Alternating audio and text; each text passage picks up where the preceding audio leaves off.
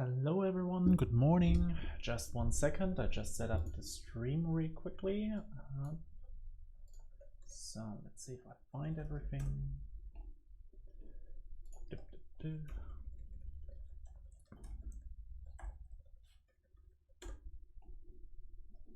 So that looks good. Turning on some music.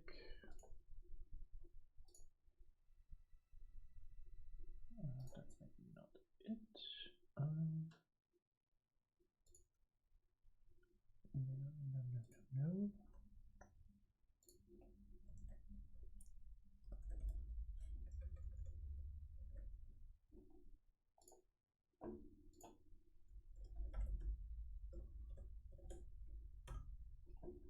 So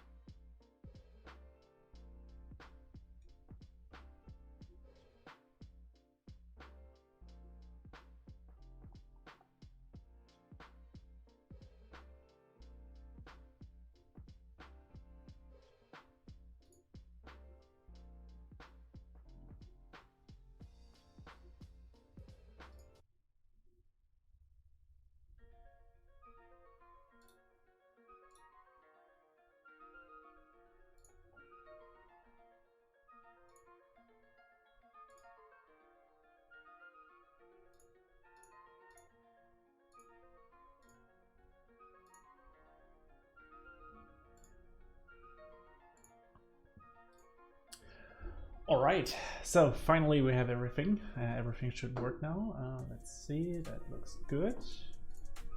Oh, some problems, that's all right. That should happen. There is everything good. Hello together and welcome back to another episode here on this Twitch TV.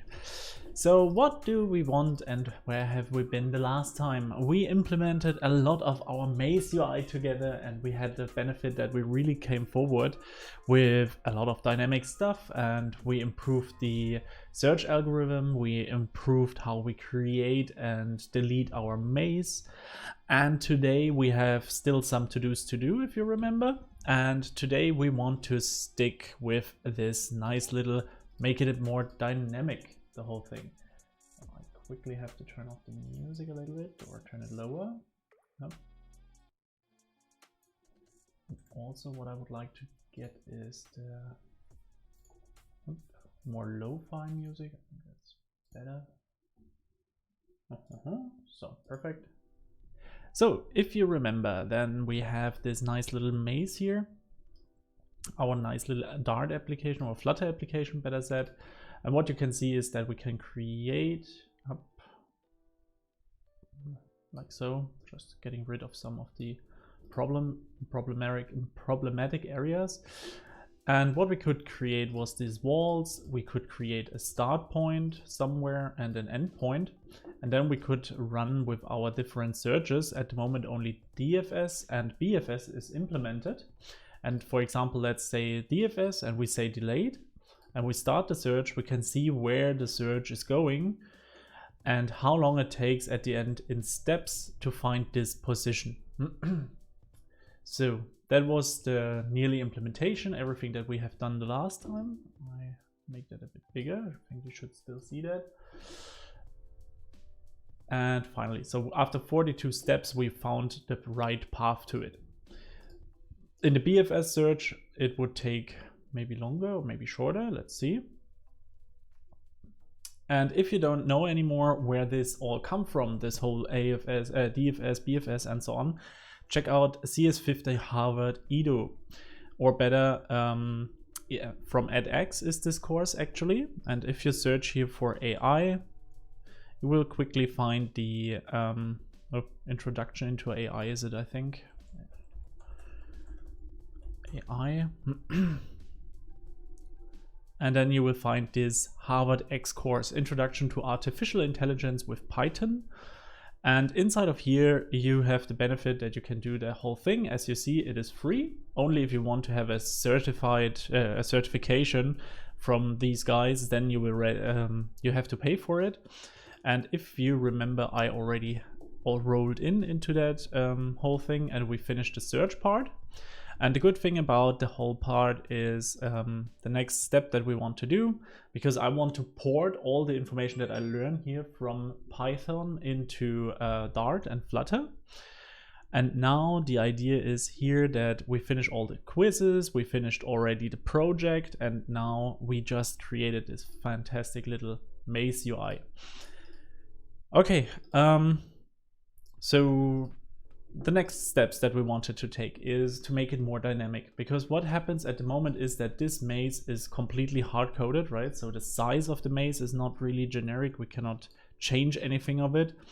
And as you see, if I just go further, then it's getting bigger, the whole maze, which is not too bad at the moment. But what's a problem is that we cannot set up different columns and rows. So we cannot make it bigger in general. Question is, of course, if we even need it, but why not, I think. Hey, Simon. Simon Lightfoot. Oh, nice to see you. How are you doing? It's an honor to have you here. So, then let's see. How can we solve that? So Minnow already gave us the solution for last time, how we could make the calculations for left border, right border. Because if you remember the last time, if we had here a start position and here an ending position, it could search in one step because it just gets to the left. And if we go to the left, it's just one step, but yeah, we don't want to play snake, right? So on the left side, it should be a border. And for n positions or m positions, which means infinity amount or to the right, infinity amount to the bottom, we need to identify where the borders are. So we have a new calculation. But first of all, we have to somehow improve the UI. It's one of mine. It's really nice to see you here. How's it going? So what I would suggest is that we take a look into how we currently implemented this.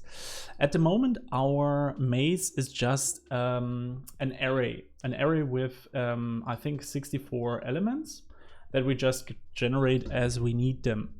So if we take a look into the main, we have the home view provider, and here you can see we have exactly 64. It's hard coded and we have only I. So that means at the moment we only calculate for each cell the elements.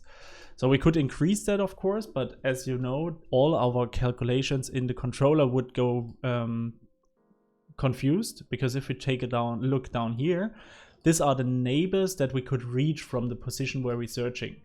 So with this calculation, we always divide by 8 or looking for the 8th place somewhere.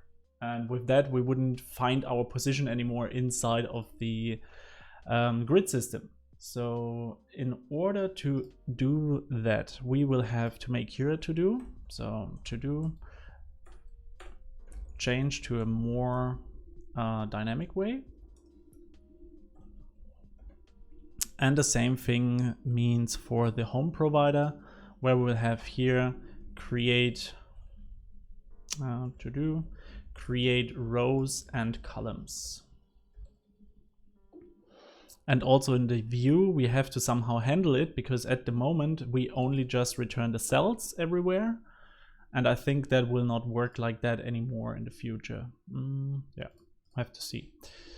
So what did I do here? Here's a grid view builder, that's all right. So that would also mean that we could have maybe a very large UI. So that means that we have it more width than we have it deep, and so on and so forth. Okay, but where do we start actually?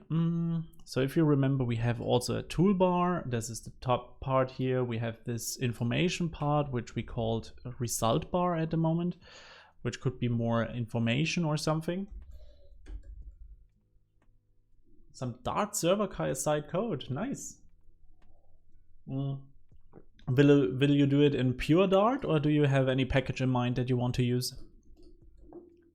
And enjoy your breakfast, of course. So, home view provider, home view. So where did we start? We have this 8. Also, this need to be changed, right? So to do change to dynamic way. And what I thought the last time is also to create some tests all everywhere around, because we have a lot of logic somewhere and we didn't test anything of it yet. So I think that is also something we can still improve. So we have our view, and now what would happen if we have here now, instead of only cells, we would have rows and columns. That would mean that we have a list of probably, wait, how will it be? That will be, if I want to make a 2-dimensional array, I would just create one list that contains a list of something, right? So like this. That would means outside we have the columns and inside we have the rows, for example. And everything here will be a cell. Or better, a cell state in our case. Did I make something wrong? Nope. Method. Ah, of course, yeah. So this will be our cell list.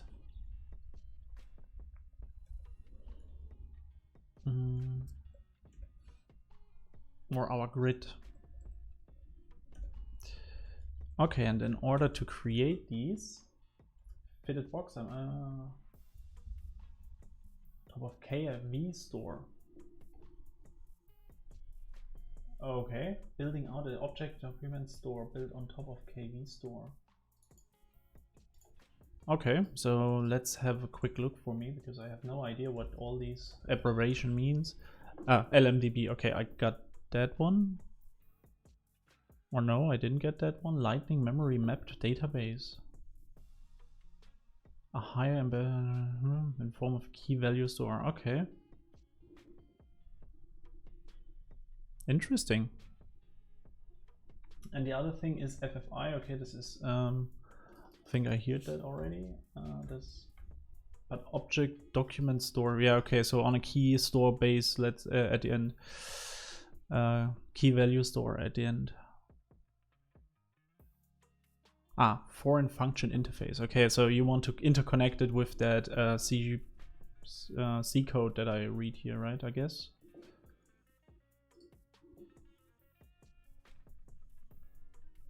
Nice.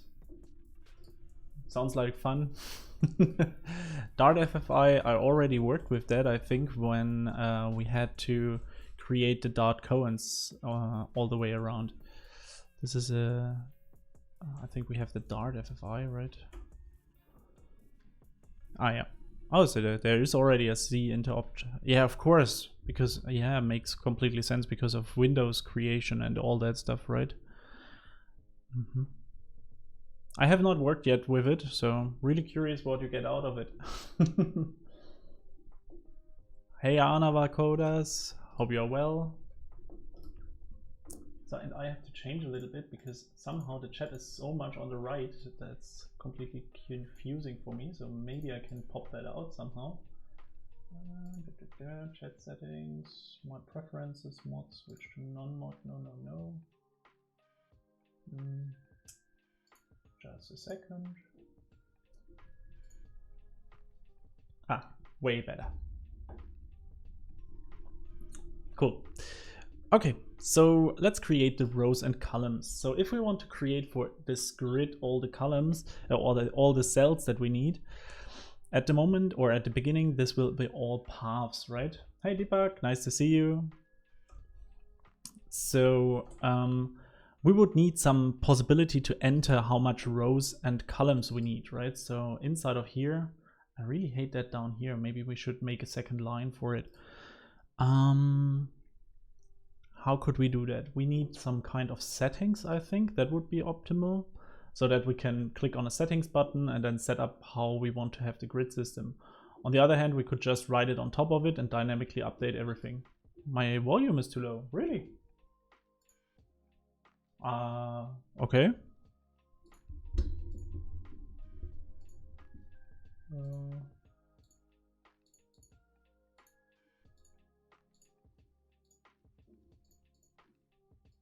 Can try that. Is it now better? Let me check quickly myself. Okay. So I hope it's now better. In the meantime, we still have to figure out some things. So first of all, I think that start button could go in a second line. We have this elevated button and we have a lot of logic also here, which we could turn out into start search and just pass in. That is weird. What have I done here? So we have that, and I think we have anyway. But this would be a refactoring on another side, but we want to get rid of this switch method. So get rid of the switch method, because as far as I have remembered, we have still this search algo. So we anyway have this switch somewhere, and we have this active search algorithm. And out of these reasons, we could just pass that into the method. Then we call that start search, and then we decide inside of this method which search we want to do at the end. So we don't have to need all these logic inside of an elevated button here. Okay, so we have that sized box, checkbox list tile. Okay, this has a specific width. Interesting. Okay, we just don't want that it's everywhere.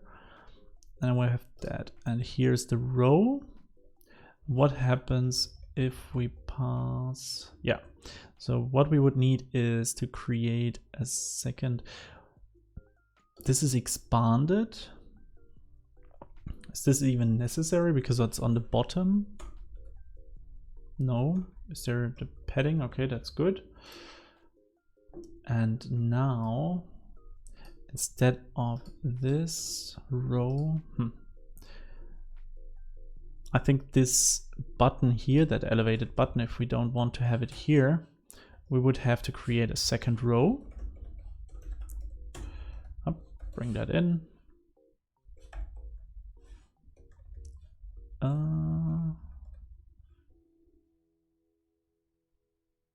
What's the problem here? No, this is, yeah, the wrong side. So we have that padding, of course, first, and then a second row. And here inside we have children, and then we pass everything in. So now it's hidden somewhere.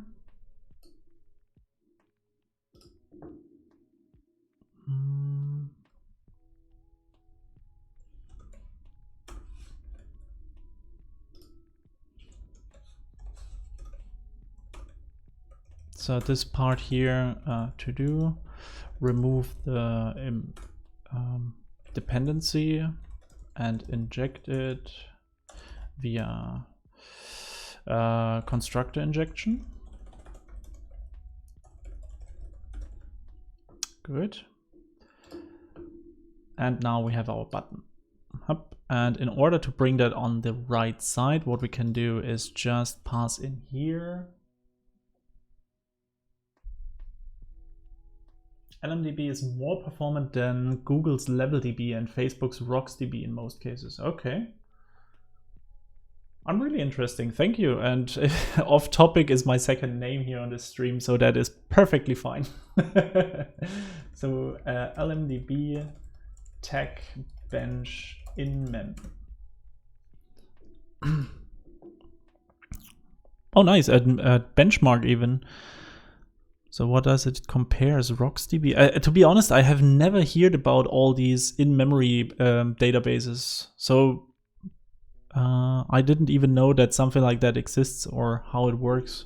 LevelDB, I none of these are familiar to me. Wow, but LMDB runs by far better than all the others. Wow.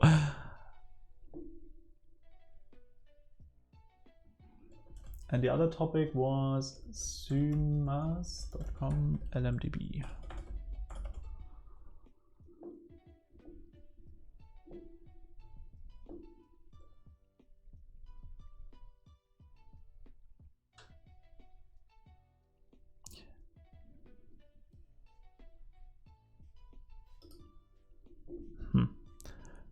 really interested. So the capabilities of that is an extraordinarily fast, memory efficient database we developed.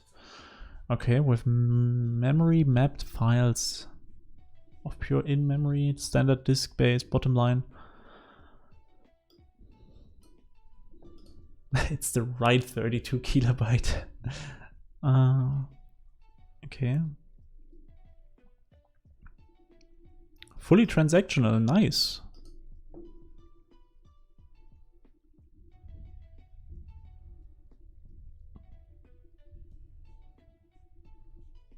Multi-thread, multi-processing, okay. Yeah, really interesting. So it seems like a key value store at the end that is running on the memory and is super fast to access, right? And it's object-based or document-based, so a little bit like MongoDB at the end, right?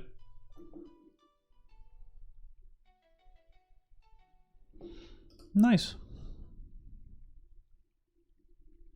Okay, so I will have a look in that in the future. So I will add here a bookmark for myself because I will forget such stuff all the time. So new folder. This is databases. Up.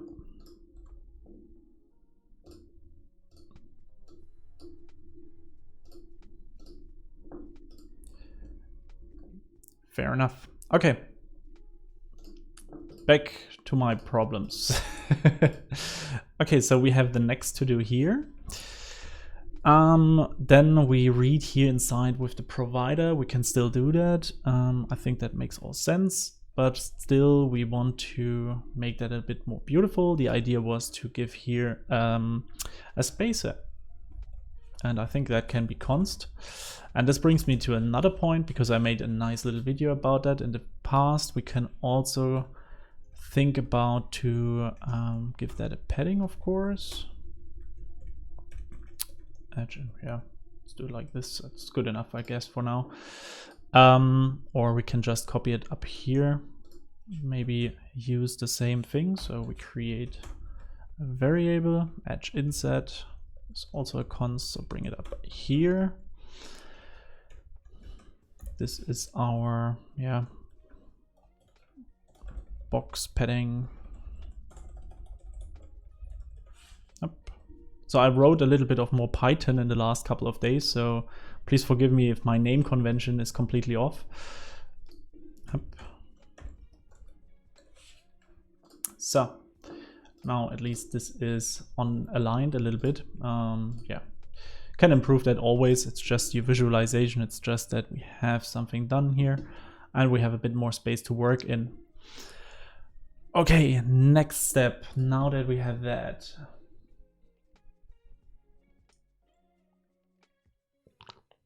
all databases are backed by KV stores, really. No, key valued, yeah.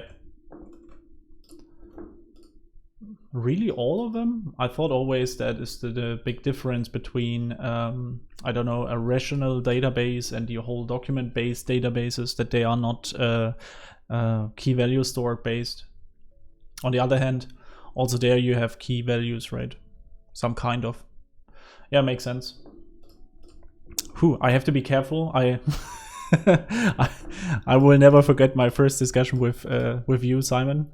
I think we had it about colors on Twitter, and then I was I was completely at the beginning at my Flutter career, and I think I asked you, you answered me something, and then I was like, really, is it so? And seconds after, when I googled a little bit around, then I found very quickly that yeah, it is the same way with const. It's always better. So let's see, we have the pub.dev, and here we want to get the lint package at the moment, just because I don't want to care so much about the whole linting package stuff, and get some stuff inside. Pub.get, and bringing in the include, and that should do the trick for now. So we can add this one and these two.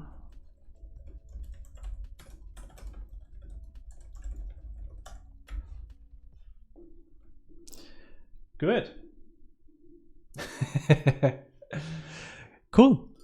Then we have that implementation. Here we have something red. That's never good. So this is now a num. Remove where? What did I try here? We have the cells. What did we change here? An argument type num can't be assigned to. Okay, so interesting. Where does that come from now? So you are num, but actually you are int, right? And the same for you, I guess. Not that easy.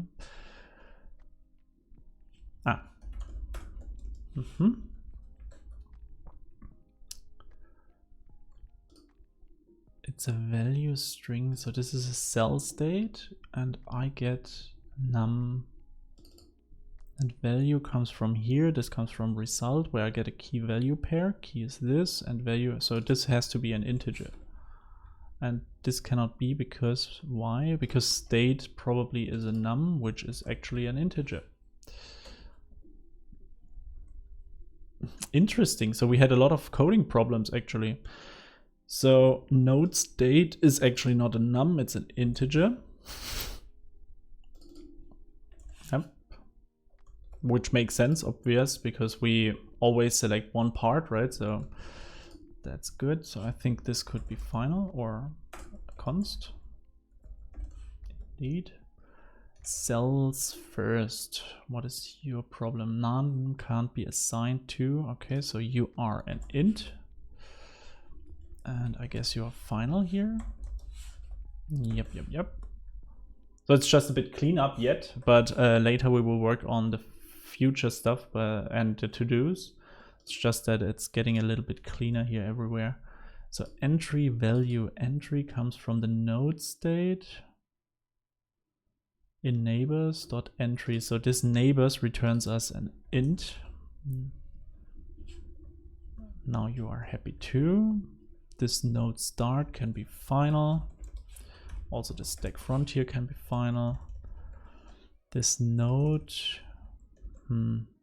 gets a start, and start seems to be an where's the start? Up here. Okay, you are an int. The end is an int. And this cells has the problem here. Type annotation, public APIs. So this will be a list of int, I guess. No, a cell state. Okay. Start search.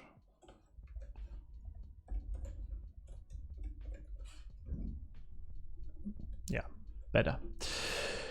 Okay, so then let's finish off with all the other finals that are missing, and then final. Child node is final node. I think we don't need that.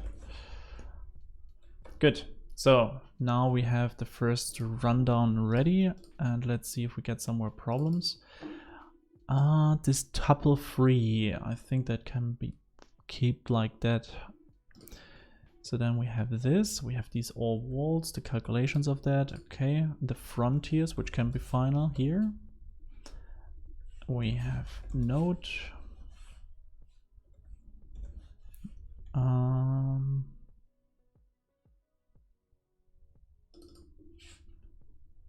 This dot empty. That sounds wrong. This is the stack frontier or the frontier.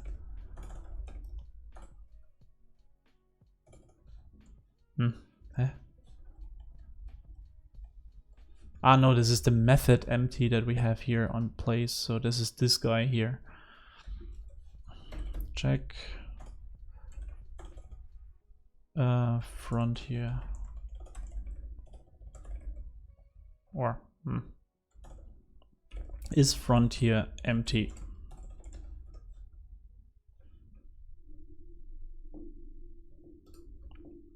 No, it's just that it checks the frontier if it is empty here in this place. And if the frontier is empty, then we don't remove anything, and then we will throw the exception here at this place. It's more runtime runner or rescue, because we want to get somewhere the information that the frontier is empty. If you remember, the frontier was that element where we put our nodes inside and take them outside to understand if the search inside is correct or how it works, or if the node is calculated. And if the frontier is empty, we are actually finished with our search. So that means there is nothing that we can still search for. No node is available anymore. So, and here we also don't want to use this. Fantastic.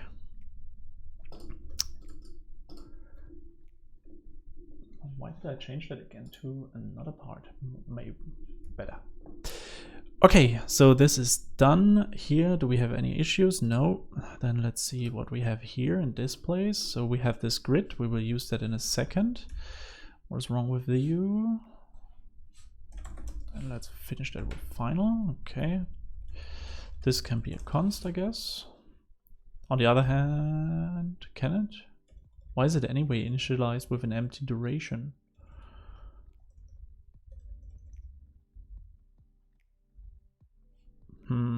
It's just because, okay. We will use you in a second, so I just get you out. Single cascade in expression statement. Okay. Yeah, makes sense. We have again this.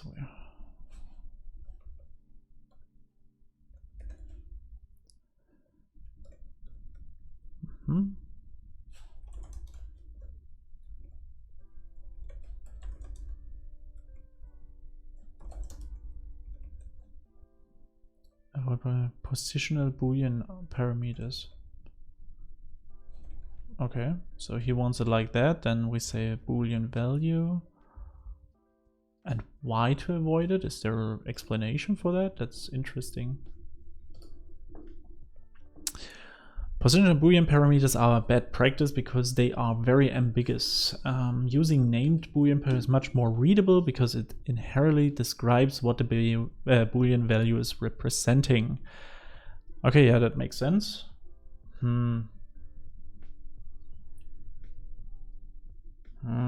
Okay. We can do that, of course, but somehow I have my problems with that. But that's another thing. So this value is maybe not good. So this will be the delay, or is delayed.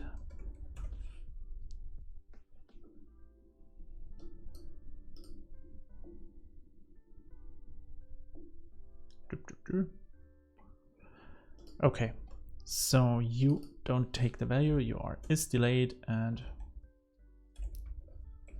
delayed and take the value inside. Okay, and I see already that in the home view we have a lot of issues. Everything is yellow. Nice. Okay, but finish first here. The provider looks good. So, and now going through all these different views. Preferring declaring const. Okay, if this is possible, do it. Do we have anything here? Yep, also a const. And help dialog. Text can of course be const. Container, what is the problem here? Okay, a container without any additional benefit, that makes sense, can be removed.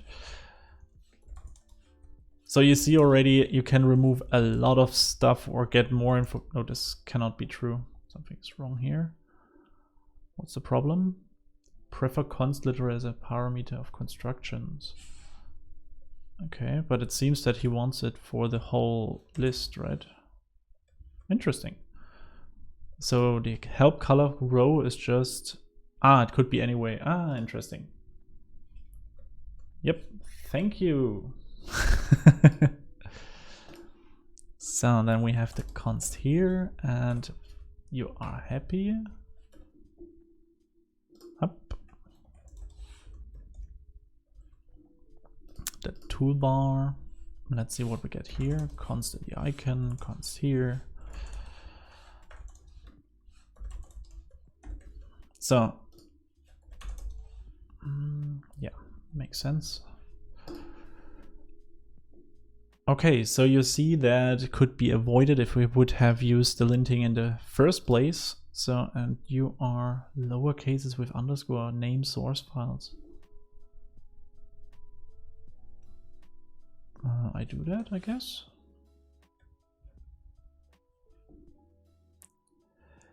So the may search controller, that is in lowercase with underscores. I guess here's a problem somewhere, or did I do something wrong? Slider underscore menu bad. Yep, makes sense. Okay. So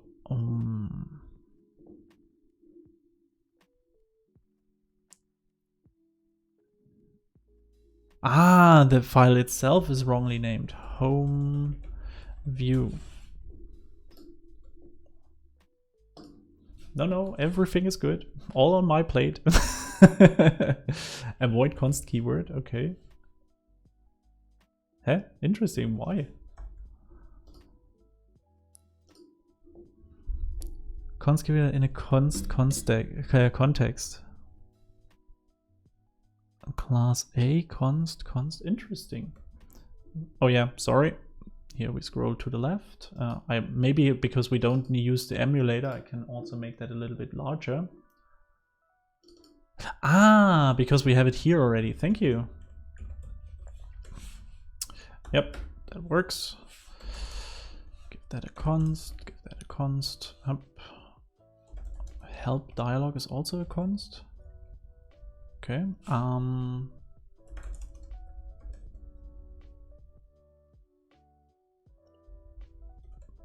That makes sense. Up. Oof. Okay. I guess here we can also do it for the whole list, right? Perfect. And what is wrong with this child? Sort child property last in widget. Okay. Whatever floats his boat. So the order was wrong, right? So the value should be on top of it. Interesting. Then we have here a const. Prefer final, that makes sense. As I said, I want to anyway get rid of this part because it's really, well, ugly. Then we have here a final. And const. And here we have final. Good. So now we refactored nearly every single file here, which is pretty good.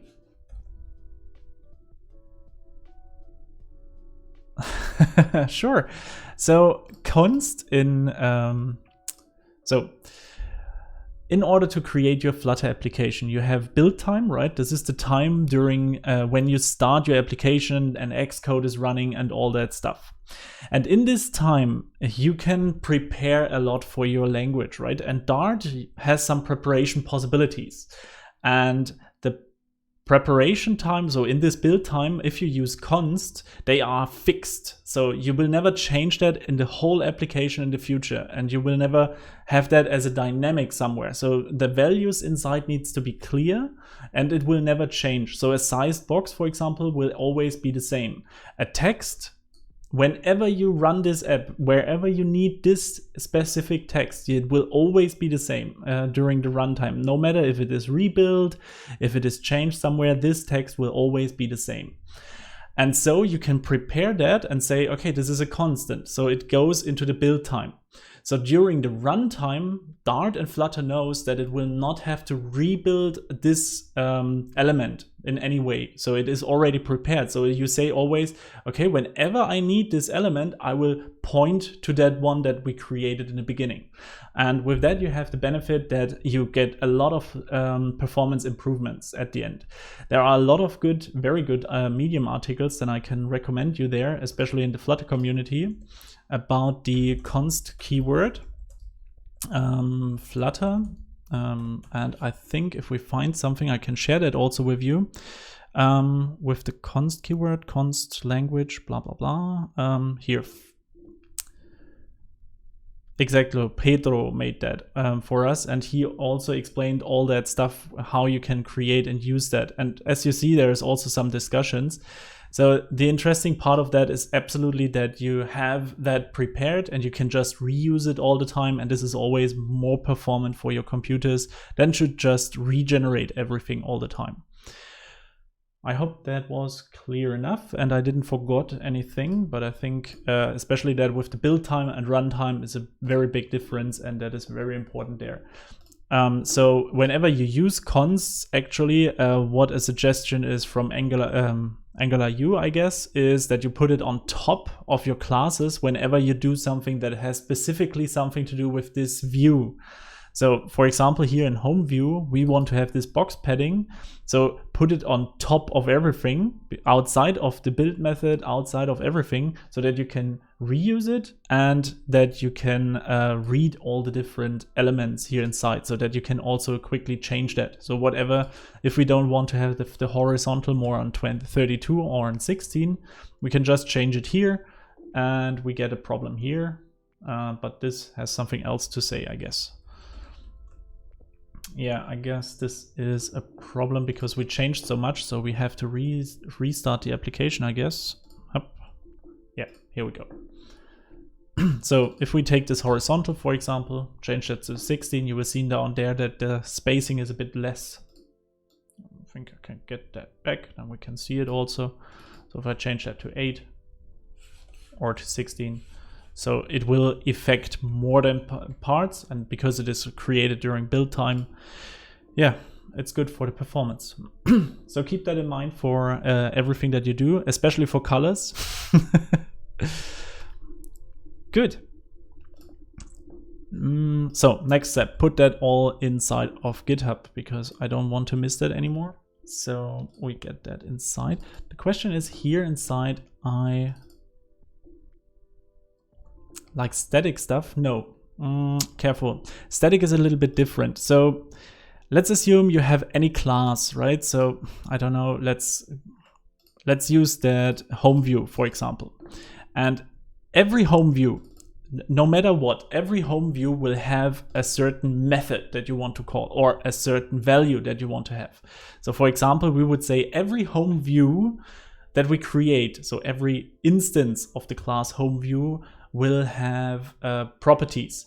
So you will not give the instance, so the specific implementation of something, a value. You will give the object the value. So that means you say that the object shares that across to all instances. So that would mean let's have the home view and you would have a routes, for example. Then you can have a static method or a static value that you could call string, and you say route name. And then you can say home view. So now it is possible without instancing this home view, so without creating the home view, to have access to that route name. So if I'm here in the main, for example, and maybe not a good example, but I would have now the necessity to get this value, then I can say home view dot and then route name. So now it looks like I have no access, but I should import that, I guess. Or did I do something wrong? Wait. Methods must have home view.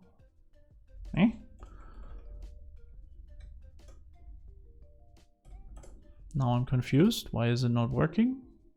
Static string route name. Yes, and static const is now a little bit different again, because you would say that in the build time you already prepared this statement. But now I'm confused why I have no access to it when I'm doing it from somewhere else. So let's see if I am here in, let's say, this start timer, and I would get this home view. Now I have access to it. Okay. Yeah, it's an unnecessary statement, but yeah, something like that. So you get the point. So without instantiating the object, you have access to all the parameters on it. And the benefit of that is, for example, that home view, if you want to create a route or generate route, you can make that more static, and you can also create functions like that. So if you want to navigate to home view, then you could create a static function, static navigate to home view. And inside of here, you could create then kind of, let's give it a void. And now you could say something like navigator.push. Material page route with a child, which will be home view. And then I don't even know if this is possible, but let's see. So I think this child material page, route. And then you are not a child, you are a builder, I guess, where we get a context, and this returns the home view.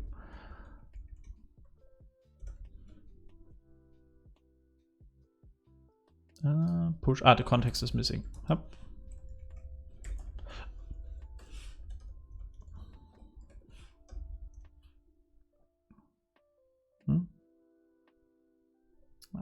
This is not dynamic, you are a build context. Whoop. And now he's happy.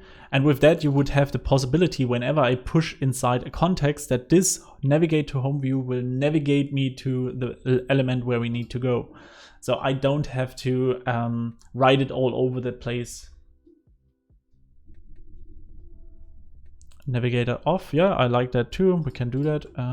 It was so we have this navigator.off context and say push. All right.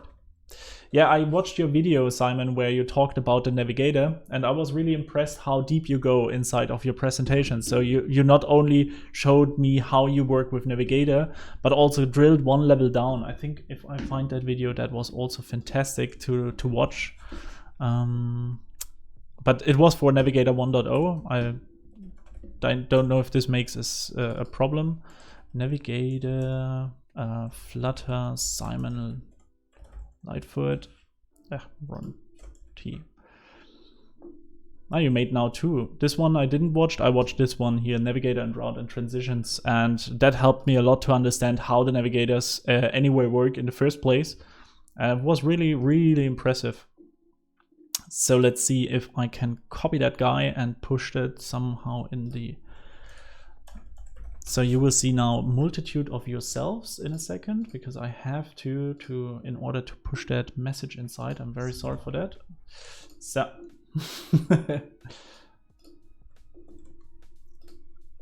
good. Navigator 2.0. To be honest, how happy are you with that update so far? Because I take a first glance and I had to say it was really complicated at the beginning. So you have to manage a lot of navigation yourself. I'm not really sure how to start with that topic at the moment. So I think whenever I have the possibility, I want to create there some kind of, how do you call it? You like it? Fantastic. Some kind of beginner's guide, because even to start with it, it's that really important. Oh, we can do that.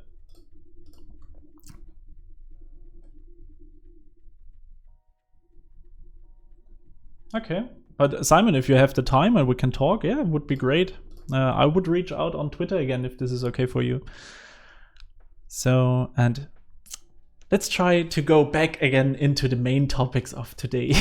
And let's finish the next steps here, and let's push these implementations now up. This is our, how do we call it? Implementing code lint into the maze. Up. So we found some warnings, okay. The function type of string, but doesn't end with a return statement. Return, and the default is up. Default is return nothing. Nah. Nothing makes no sense, right? That would be error or something. Just make it empty, who cares? Okay. So we found to-dos, that's fantastic. I created a lot of them, so good enough. And push. Good. So next step, to-dos. How do we look like? We have, this is in the macOS, view Dart, change to dynamic way. Okay. So where do we start actually? That's getting interesting. So as I said, at the moment we take care of cells, and these cells are actually just, sorry, just the cell state. So it is maybe a wall, maybe a free path grid, and so on and so forth. But now what we would do is, for that grid, we need some kind of knowledge, right? So we need rows and columns. And for each row, for each, it doesn't matter how we take it, we just have to be consistent with it. But that would mean that we have a list with a lot of lists in between. So with a list of many lists. Exactly. Thank you, Deepak. It is recommended in general to have a default for the switch case. And even if you take care of error messages or kind of that, so that if you find something that shouldn't appear, but you know, we are developers, we manage to break everything. So take care of everyone. And with a default, you at least make it not destroy directly completely. And with that, the coffee is empty. It's not a good sign. Good. So that means we have to create a lot of different lists inside of lists. That means we create rows or columns, and then we can find the cells. So when we point, for example, to 0, 0, we want the first element in the list. If we want to point to 3.0, then we have the first element. No, 0.3, we have the third element in the first row. Okay. Good. So that would replace this cells idea. So should we start from bottom to the top, or from the from bottom to top, or from top to bottom? So should we start with the UI and create the cells correctly and then go inside of the deeper levels, or should we go from the deeper levels into the UI? What do you prefer? I could create a voting for that, I guess. So let's do that, because I have not done that in quite a while, and we are already 6 people who are watching. Thank you so much. Fantastic to see you all here. So let's, what is that? No. Cloud. Get their poll and create. How should we start? Bottom, top.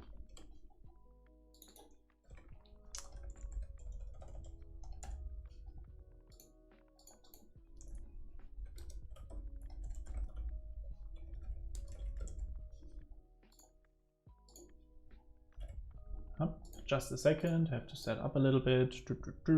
Backend first, or calculation first.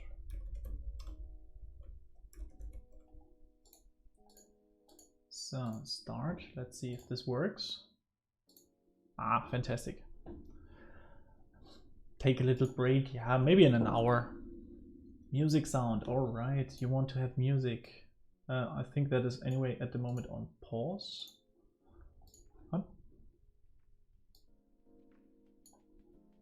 So, increase it a little bit.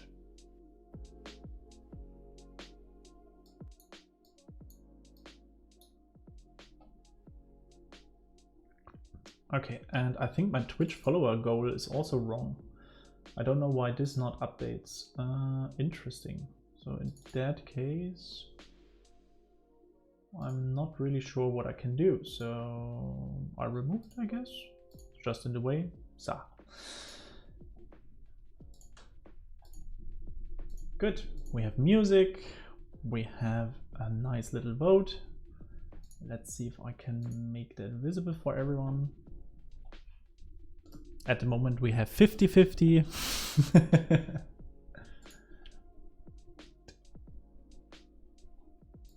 And I can check quickly here. Fantastic.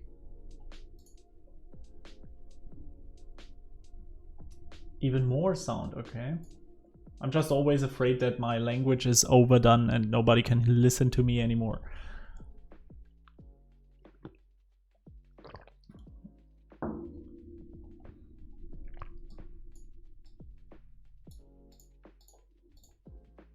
Okay, so we got a winner on UI at the moment. Let's give it just one more minute and we finish it off.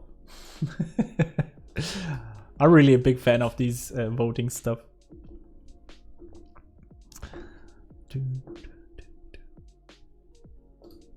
That would mean for the UI we will have to need to create 2 fields actually, right? So that means we need somewhere where we can define how many rows, how many columns we want to have for the users, and then we want to have a dynamically possibility to react on that. So that means whenever we change that value, the grid system should recalculate everything.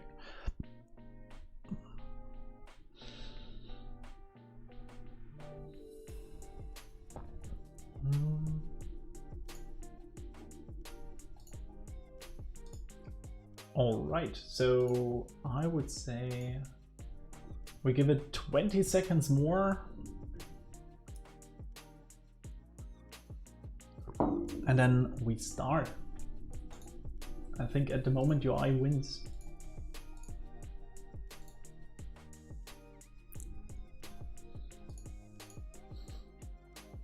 Okay, so complete.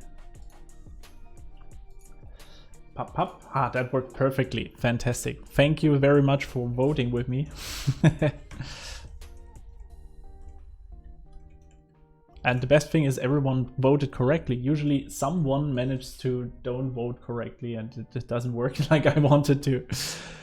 Okay, so then let's start with the UI. So as I know, this home provider here at the moment creates us the cells, as you can see here. So what we would need to do in order to actually work with that is to understand first how the implementation has been done in the first place. So I make that a little bit smaller. I think we don't need that so much. So we could get rid of this first and then go further, but this is just a button, right? We don't really have a problem with that. So yeah, I would say let's start with 2 text boxes that we put up here. And whenever we change that, then the where we say rows and columns, and then we react on them depending on what is the value there. So let me think quickly how we can implement that the easiest. I would like to do it underneath of the information, but above the actual face, and I think I have to put that on the left somehow, or my face has to gone away because that thing is so large slowly. Or we put everything in a scroll container. That would be good, I think, because at the moment if we get too small, it's anyway working. Okay, never mind. So now we can make that a bit smaller. And let's see where we are. We want to work with that part here. So also this needs to be recalculated with a cross axis. We could also give the opportunity, that should be just the value of the rows, right? Of the columns. If we know that we have 8 columns, then this should be the amount of cross axis here.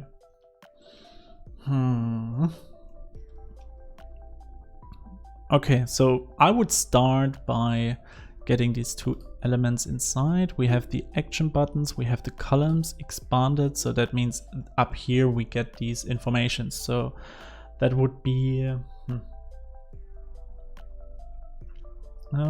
yeah, just start without any widget and then create one. So we will have here a row, I guess, inside of this column again, and inside of that we will have children with text fields. It could be that this will be text form fields because they cannot be empty, right? So we want to validate that maybe. Text form field and another text form field. And as far as I know, we use controllers for them. And we can also make it on change, but without controllers, I think we cannot validate them, right? If I have that right in mind.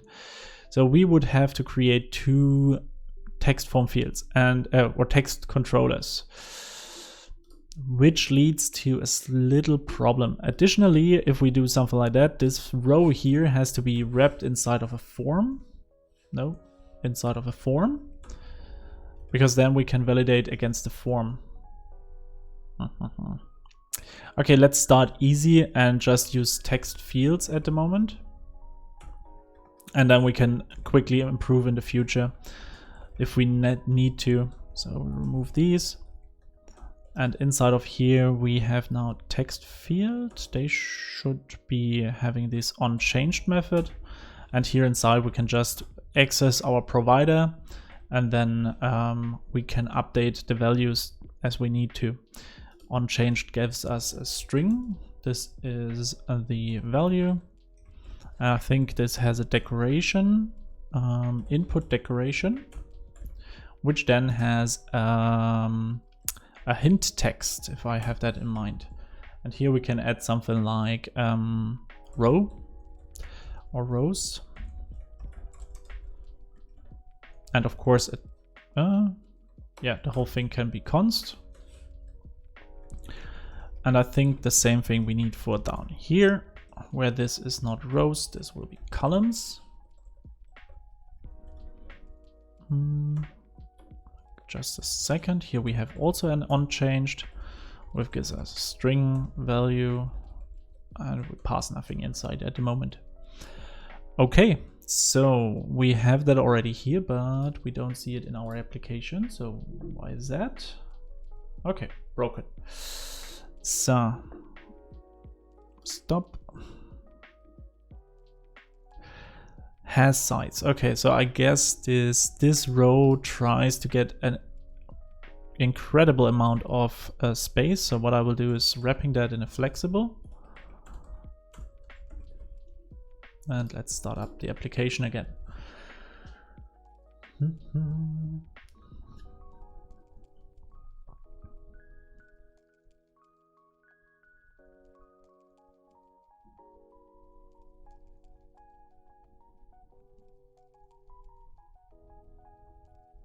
No, let's go. No, still broken. Render box was laid out, render boundary. Something has a box in the view. Yes, this is the desktop emulator, or better, the desktop itself. So the text field needs some space inside of the row. Okay, so what we can, it's not this part that has a problem. It's this part, and this can be an expanded. And also this kind of has been an expanded. And now it works. Okay, fantastic. So between these we have a sized box. Or better, what we can do instead is calling this with the main axis alignment, space between.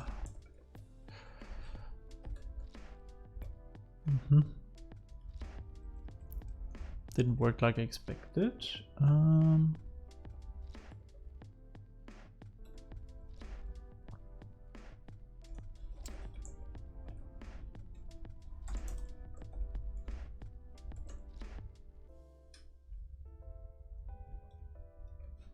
Space evenly around.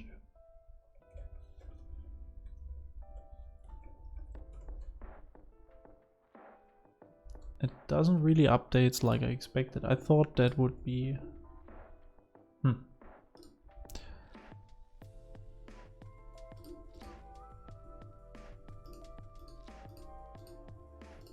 Okay, so this row seems to need a padding again. And we have there already something, so I will use the same thing, box padding. Like so, I guess.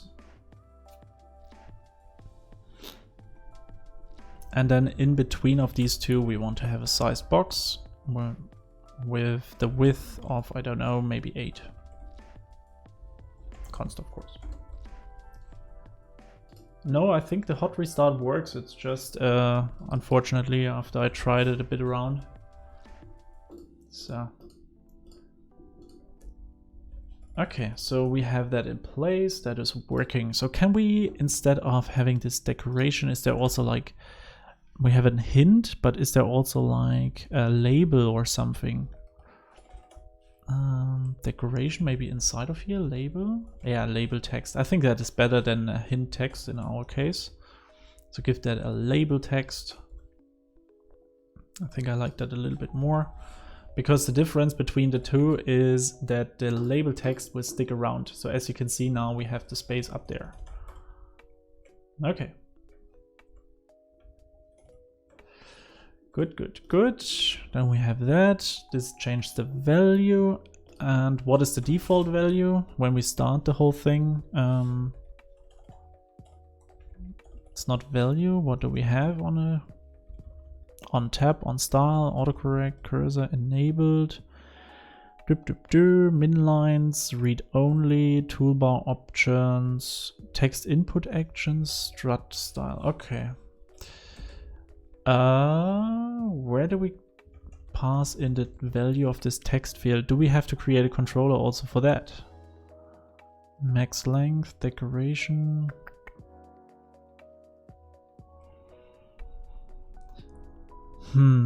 Arrow style, show cursor.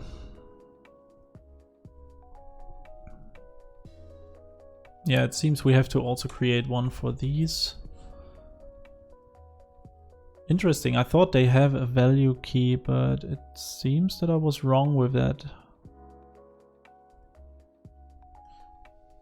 Okay, so if we know that, we have to create the controllers, but controllers are state. And now we are coming to a problem, I guess, because if I create here text form controller or text controller, text editing controllers is the name actually. So yeah, this will be the first one. So rows controller, so a new text editing controller. And we have to recreate for the column controller. And if we want to initialize them with 0, I think we can give that a text here already. Yep. Like so.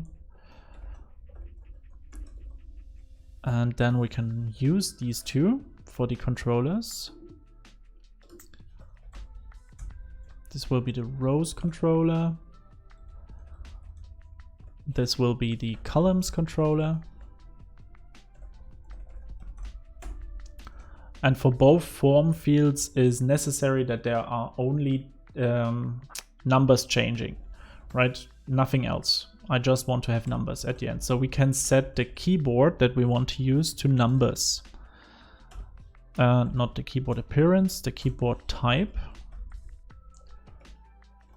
Was it not the keyboard type? What do you get? You are a text input type. Text input type.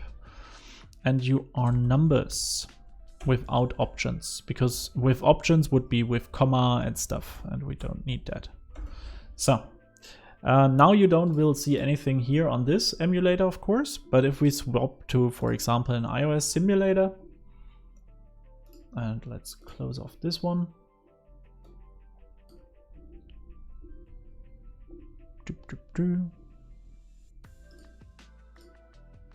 And start all that, then you will see that we will, when we click on these parts, that we will see the keyboard open it up. So we can directly use the keyboard with numbers. So we make sure that our users are not even possible to enter some other values. Let's see how fast the Xcode build will take today. I would guess 30 seconds. So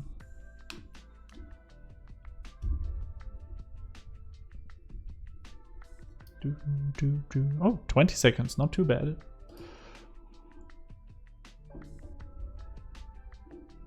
And here we are. So if I select this now and Command K, you can see on a phone you would get always this keyboard. So you would not even be possible to have a comma or anything. It will be always integers inside of here.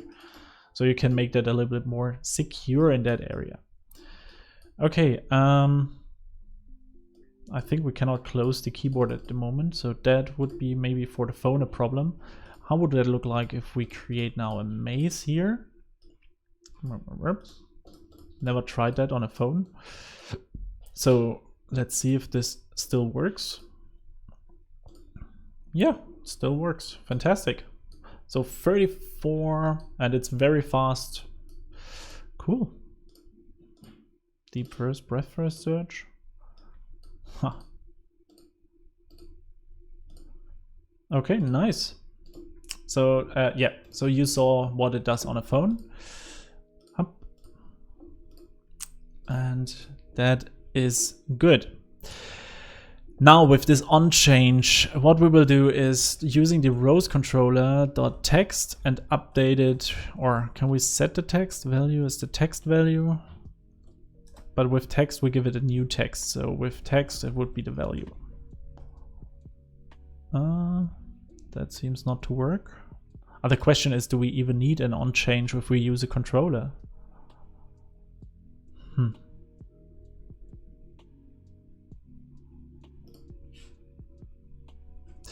That's so weird. Wait, text field without controller.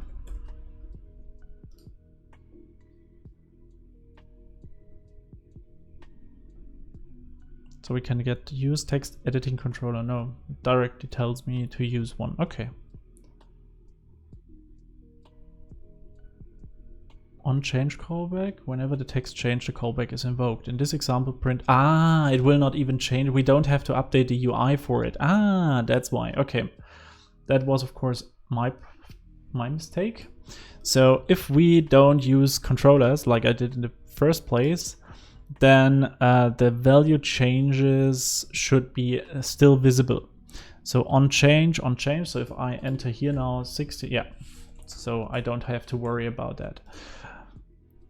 And the only thing is that I don't know if this is still the value 0 at the end. So if I hot read start here, no, then we don't have anything entered yet. Which is a bit sad. So if I want to have a default value, I guess, then we have to use the controller here. Minline on submitted, toolbar, yeah. Okay, so let's bring back our controllers. I think they are necessary. And then we can work without the unchanged method here. And we still need that? We don't have the controller yet. Okay. Yeah, because we will recognize the changes on the controller itself now. Okay, and if we need anyway a controller for us, then we can make that also to a text form field just to validate them later directly. Then or keep it simple for now, sorry. Don't do too much. Okay, so now we have the two controllers that keeps track of our values. That means whenever we change something here to, for example, an 8, and here also to an 8, the controllers will have the values for that. So wherever we need them. Okay, the question is now most likely this information needs our state because it has to recreate on change. So I could imagine we will have now multiple possible ways here. We could say something like rows controller and then say on change or something and react on that. No? What do we have? Clear text selection, notify listeners. We could use and then say add listeners for that. Not sure if this is the best way for us. So let's see, connect the text to a text field. You lost Twitch? Oh no. Yeah, I see it right now. Yeah, I learned the hard way yesterday that my internet connection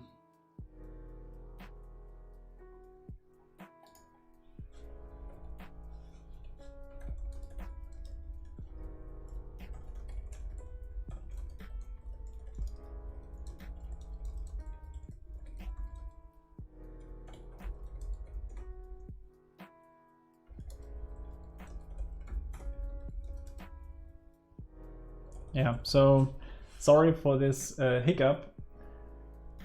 I don't know, like 1 hour or something, and then we get like a restart of my internet connection, and I prepared now.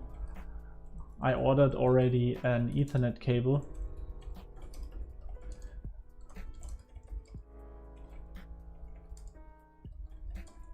Because at the moment I connect with a DLAN, so internet via power. and this is really a problem. So I really hope that this will arrive on Thursday or something, and then we hopefully don't have these problems anymore. Okay, so we have these two text editing controllers now, but first question is, do they belong here, right? Because they keep state, they have the information on how the levels are. And if we recreate this widget, it will remove the information that it has actually. And this text here with 0 is actually not true, because this needs to be the information that we get from our home view provider.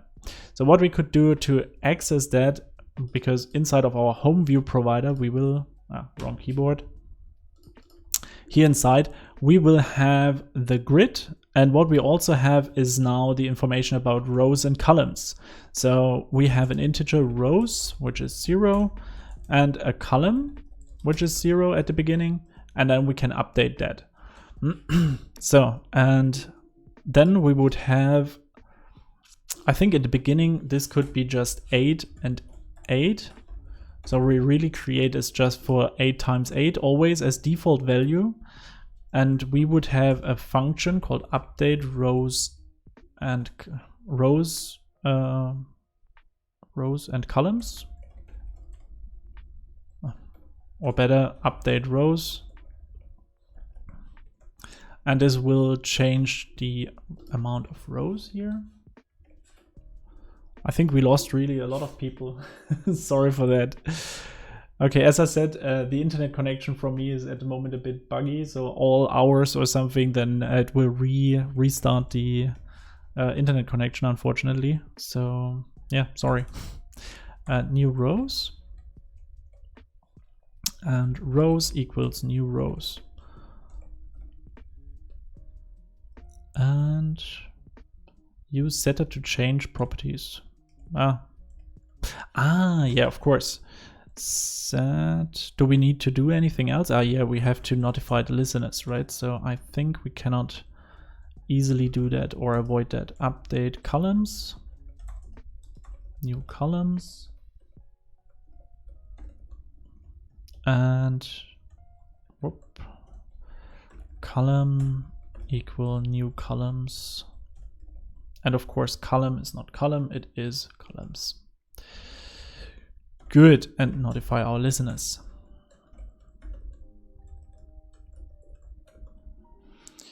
All right, so we have that in place. We will now know this. So, and the thing is, we need to get these rows and columns, of course. So for that, we need these two guys. So we have rows, and we have columns.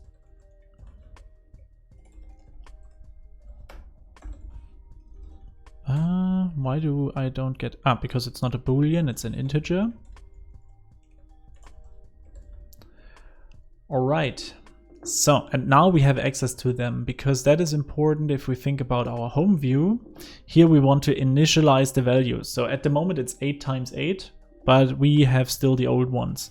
So what we need is going here and say home view provider dot, this will be the columns. Oh no, this is rows, of course. And now, because it's an integer, to string. And the same thing for here. Okay, and as you see directly, the amount changes. So we managed it to initialize them. So, but now we still have to identify if something changes on these values, right? And I think what we could do is creating, I don't know, like rows controller dot add listener. And then inside of here, we could get access to the values. Home view provider. Oh yeah, thank you. Phew, that was close. So, and if this happens, we want to get access to the home view provider dot, now we have to set, so update the, is this a watch? We don't have the possibility to take the watch, so we have to read on that. Read the home view provider. And then we have that, and we want to update, for example, the rows in that area. And now what we need is the value that comes from the rows controller dot value. And this is a string now, so we have to make that to an integer, so we have to parse it. And because I'm sure this should never be null, or on the other hand, it could be that it gets null, right? I have to check that right away. Type string text editing value dot text. Okay, fair enough. And the same thing should be created for the columns, but I'm pretty sure that this will unfortunately not work. And I will show you in a second why. So this is update columns, and we get this from the column controller. Okay, so that would mean that whenever I change now here something, first of all, I cannot navigate anymore inside of the text field, which is already pretty bad. But if I hot restart, why cannot? Interesting. Because I always rebuild the things, and so the controller is getting cleaned all the time. So I think this is unfortunately not that easily possible anymore. So we have two possibilities. We could move the text editing controllers inside of our provider. Is that a bad thing? On the other hand, what could we do else if we don't want to do it like that here?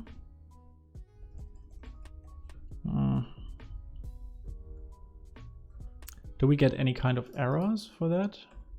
No. It actually even works, but now we get errors. So what is the problem? String length is not true, okay. I hoped not, but the controllers are good if we want to validate, of course. Can we avoid them? On save function, is that not? But what would be on save? Then we would have to create a save button for that. But I want to really dynamically react on the changes so that if I enter here 1, that we directly see only one row left. So that would be my goal at the end. So that was the idea. That's why I wanted to be as reactive as possible. Now I'm not sure if this is the right way to do it. So you mean we should get rid of the controllers once more? I had a reason why I implemented them, but let's see. So, and we get the onChanged method. We get a string value, right? And we do something on that. So for example, we update our rows from the context.read home view provider. And then we say update rows with the new value to integer, so int parse and the value. And we would do the same thing down here. Get the value and say context.read view provider dot update columns with the value int.parse value. Okay, so one time hot restart. So, and how do we set now the default value?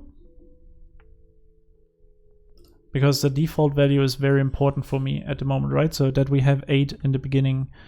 So cursor, drag enabled, focused, input parameters, max line, on submitted or editing complete, scroll controller, selection. Yeah, I see no option how we can set up a default value with that, without that. And if I check here, it is only for the onChanged possibility, but that we don't have any access to the different stuffs. Could make it a stateful widget for them.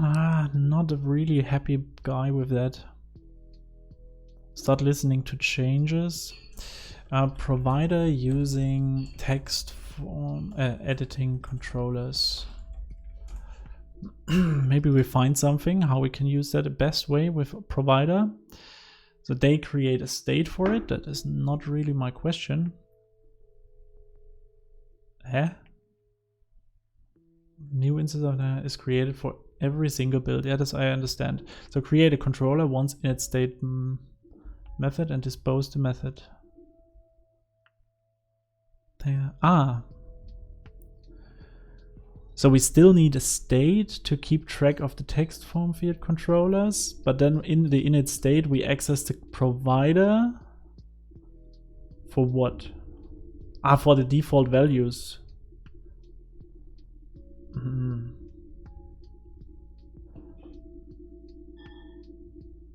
I mean, just get values as usual and use, yeah, but how do I set up how do I set the default value to this text form field or text field? There is no value, we don't have all of that. So we need, unfortunately, we need some kind of controller here. We have no chance to avoid it, I guess. At least I don't see a possibility. No. Do I have here anything? Error, style, prefix, labeled? Okay. You know what? My wife is back from her doctor's appointment, so I will be back in a second. And yeah, in the meantime, I will have to think about our text form fields. In declaration itself, you do it. But there is nothing. So there's key, there is obscure. Where is the initial value? Enabled, expands, focus node, input formatter. Read only, scroll, selection. Not here. So this is the initialization of this text field. Or do you mean up here? And then how do I do it? Should I create like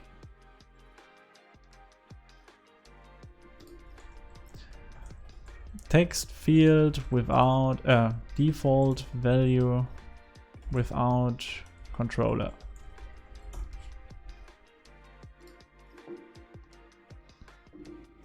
Okay, they use a text controller. Text form field initial value. You can use text form field instead of text field and use it to initial row property.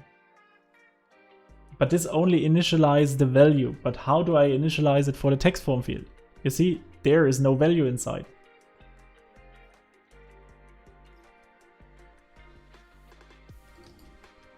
So text form field, and if I'm here, we have the initial value. Now, okay, so with a text form field it is possible. Okay.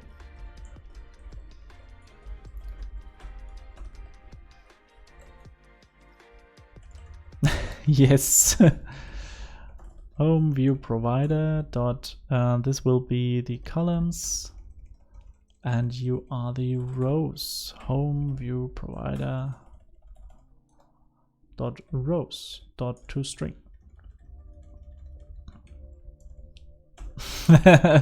It's hard with me today, right? Okay, as I said, I will be back in like 15 minutes. Then I get a new coffee and some water, and we will see us in 15 minutes maybe. Sorry.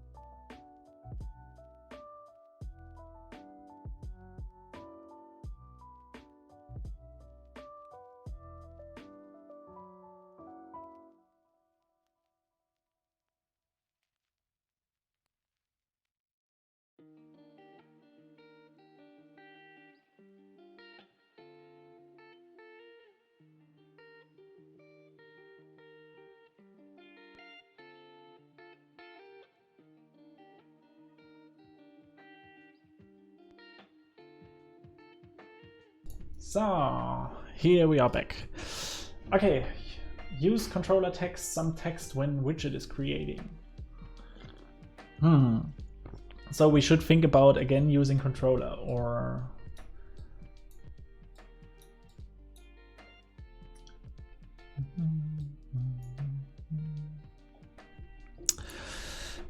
no. I think keep it simple, right? Keep it stupid simple. I think we stick with that now because we update the rows, we update the columns. I think that should work now also. If we change here anything, it will keep that in mind. And this update rows will now have to recalculate this cell part here. Okay, so from my understanding, if we go back to the home view provider, whenever we do that, we have to recalculate these cells here, this grid. So, and at the moment we have just this easy for loop, but this will change in a sec.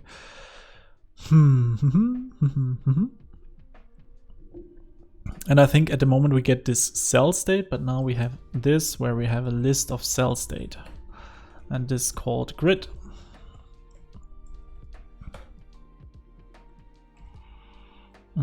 This is not correct.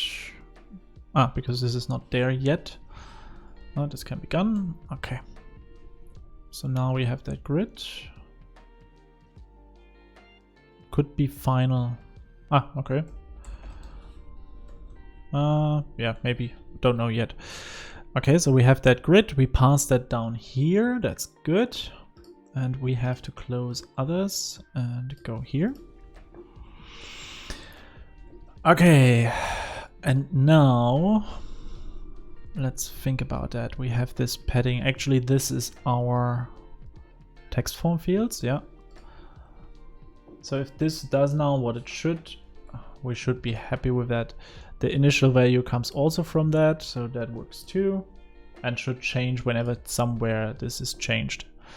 And the good thing is now that I can recreate this as an own widget, I guess. So we can get that out because as you see, we're coming close to our 200 mark and we don't want to do that. So is everything now correct from these rows and columns? I think so, right? We update the rows, we update the columns. So what I will do is creating an grid settings. Yeah, grid settings sounds good, I guess. So if I make right click, refactor, let's try to use the extract Flutter widget, which doesn't work because we don't have a return statement here. It's a bit unlucky. What I never tried yet would be to use the outline function. So we have also Flutter outline here. Okay, this only works if we jump one time in. So this padding result by exactly. So can we extract the widget? No, it doesn't work either. Okay, then let's do it with some manual labor. We go here, we create a widget called, what would be the widget for that? That is the grid settings widget .dart. Okay, we have a stateless widget, grid settings widget, which we can import material with it, and we replace that whole container, and that's it. Import the home view provider. We need that in the build function. So here we have a home view provider, which is context watch of the home view provider, and that should do the trick. And now we have to import the provider package.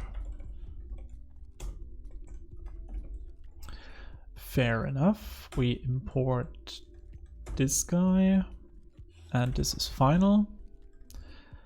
And this box padding is not there anymore. That's of course true. So if we want to share different constances between views, what I always do is I create a file inside of the lib folder, which I call constants.dart.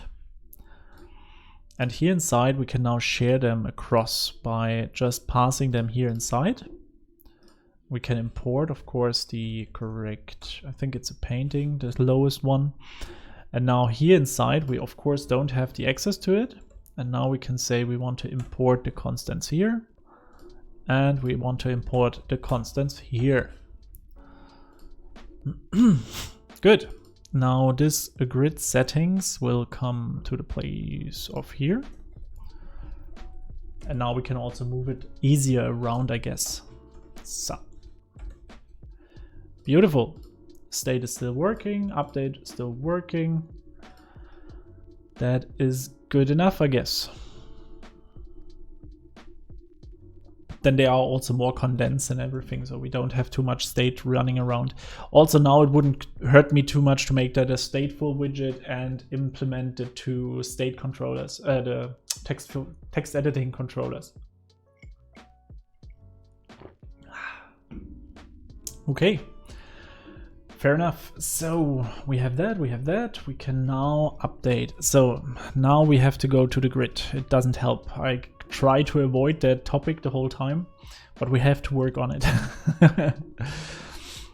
So we need the grid in order to find how many columns we have. I think these are the columns, right? If I turn that to 4, yeah, so 32, this is the columns. So this part have to be the columns, and in order, because this is the more important part for us, what I will do is also moving this text form field up. So I want to have this part ahead of this part and this part below of the const, up like so. It's more for me, but the users will not really care, right? So another thing that we can do, this should be perfectly fine now. Yeah. Okay. So on press, get rid of the switch method. No. So we have this. So this will get the information from the home view provider.grid, and then we have the length of that. So that means the length of this grid will be our home view provider. What is the problem? Evaluation of this constant expression throws an exception. Okay, this is not anymore a constant because the grid is dynamically created. So the cross-axis count unequal to 0 or larger to 0 is not true. So at the moment the grid length is 0.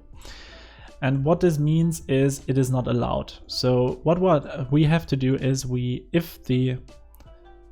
so that means 0 is never a valid option. In order to rescue now our application, what I will do is give here a length check and say if the length is larger than 0, then we want to create the grid builder, and else we show a circular, or we show a text message. I think that makes sense. Like, warning, please provide column and mount. So, and because we currently don't create this grid, you can see we get this warning, but we have the values there. And this makes also sense. It's not empty, it's way cleaner. Good. So you can see linting really helps us all the way along, right? I don't really think about a lot of stuff and I can just use it everywhere where I need it. So I highly recommend you to lint your packages, as I stated in the last video. Also thank you for that, because it also get like a huge impressive feedback from the people. So everyone was really happy with it. So, number of columns? Number of columns. You mean this grid, or should I rename, create a variable for that? Number of columns.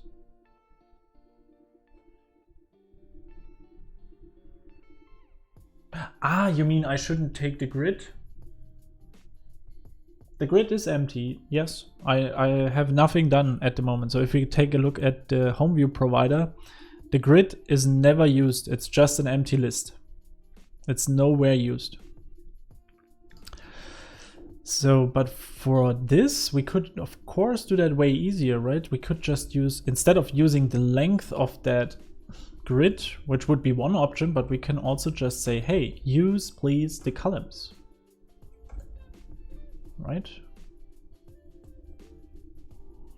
And then we would not even have to use this because we can validate that it never gets 0 later. Up. Like so. So if I change now this amount of columns, dynamic stuff, look at that, it's already damaged. Okay, so if I enter 0, the game is over.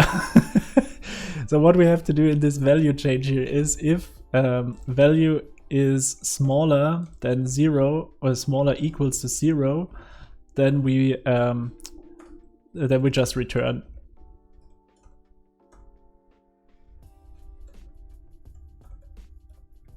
Eh? No.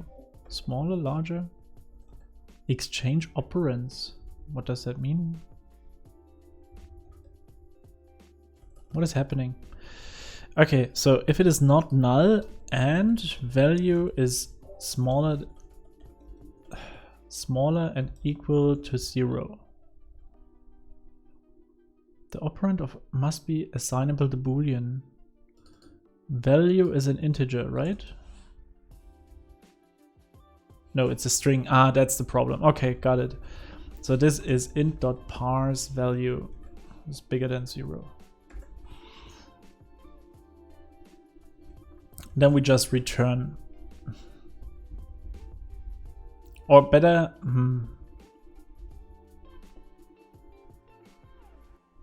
the problem, nobody will understand that at the moment. So we need a controller sooner or later to handle such stuff. Because at the moment, if I enter 0, now we just returned, we have still the 8 in behind. So write a warning, yes, but how? I cannot validate it, right?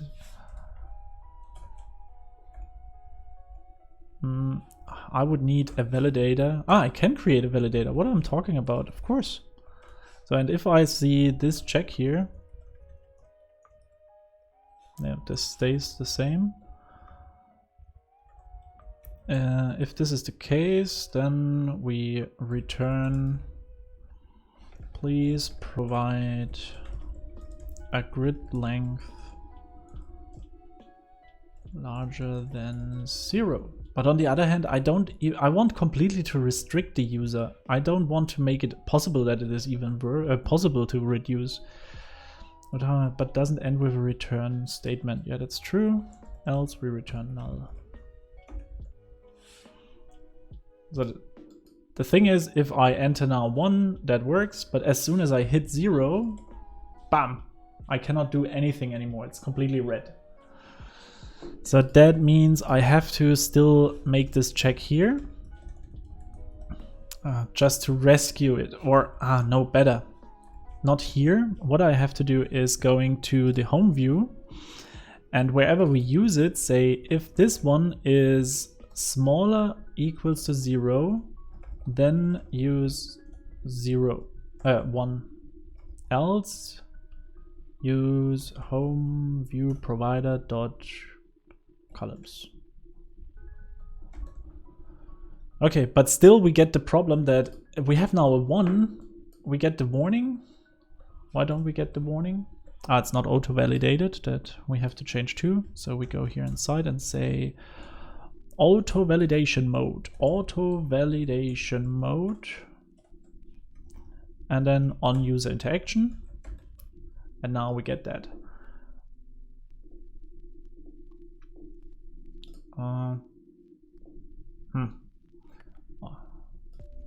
If it's large enough, it's good. The only downside at the moment is that we have a grid length now from 1, and here on top we have 1 of 0. Oh, and if we remove it to null, then it crashes too. So what we have to do is going here and say also we cannot have null. That's important. So when we return and the value is unequal to null, on change value, so and if the value equals null, we return.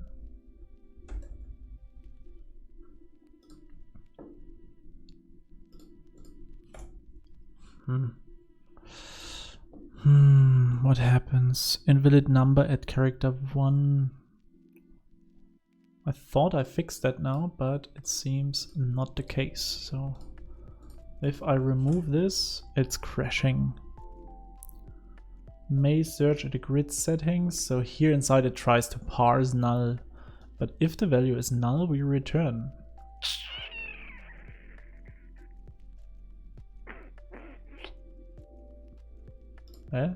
Should not come to that point, actually.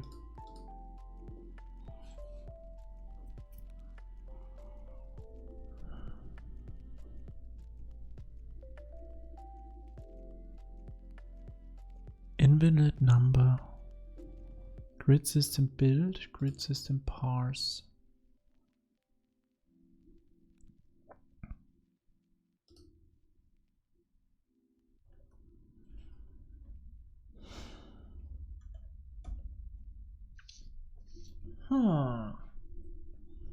Ah, no, it cannot parse it because it's not null, it's an empty string, I guess. No, still wrong. Okay, let's make a breakpoint and let's attach a debugger. Let's see what happens. I could use try parse.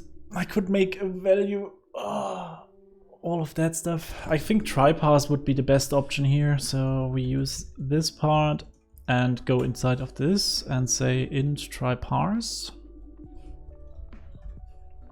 Try parse. And with that we get like, whoop, try parse. Here we go. And now we have the possibility to, because whatever comes from here is on the way, it's null or it is, it's an integer. So it is not possible that we throw here. So this will be our value. Don't know, just override it. I know the value is a string, right? So we will have here int value, I don't know. And this int value comes here inside. And if int value is null, return. I think that should work. Let's see. No, still crashing. Why? It's a little bit weird, I have to say. We try int parse returns null or the integer. Where a similar call to parse would throw a format exception. Yes, so return null and then we return. So, what do we have? We have an empty string. We try to parse, we get null. If it is null, we return. Don't do anything. Now we have 8 again, out of some reasons. And 8 should work. Fantastic. Now we have null again. And now we crash again. I don't get it. Why do we come with 8 inside and...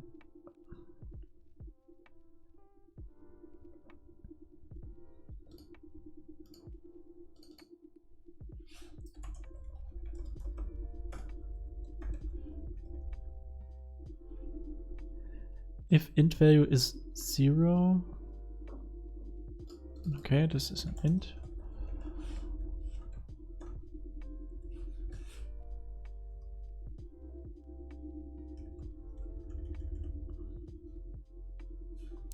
I think we can even do the following and say int try parse, and if it is null, then we say 1. Not happy? Missing selector such as identifier or null.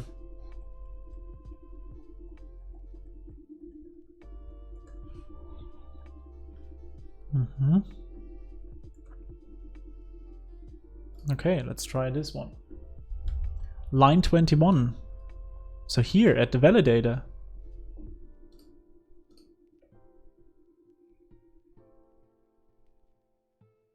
But this is just the validator, right? This is just for the error message. We need to do something down here because it crashes the app completely. The validator is just text, right? Shouldn't, or do you think this is a problem? Wait.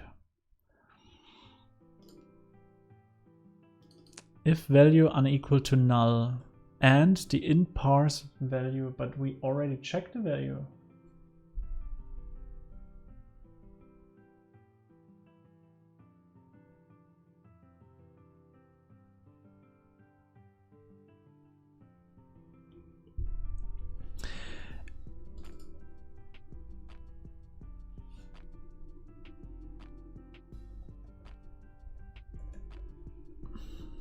Okay, you were right. If the because he tries to parse it here and then it crashed. Okay, got it. Sorry, that was a long time till I understood that. Okay, well, could be better. And still, if this is now null and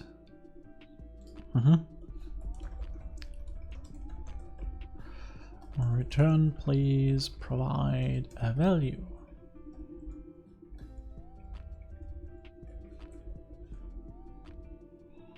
So 1 happy days, delete that, still happy days.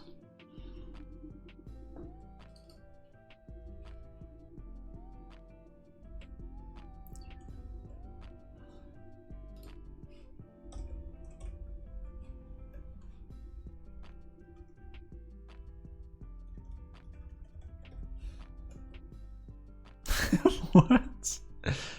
But I return it the right way or not?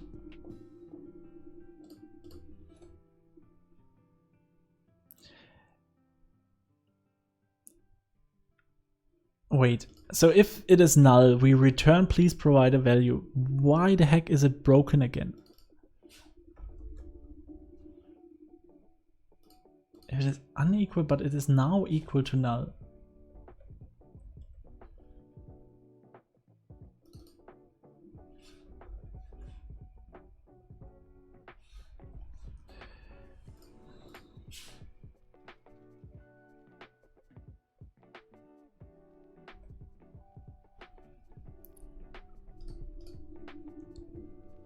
This in parse drives me crazy. So if it is null, we return. Why would you go in the next step?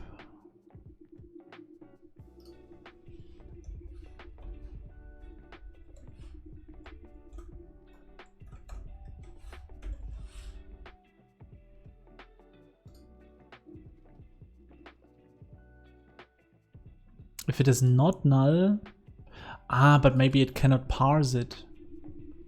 It is an empty string. Now I got it. Okay, fantastic. I understand. Okay, value equals null and this stuff, then do that, and now it is an empty.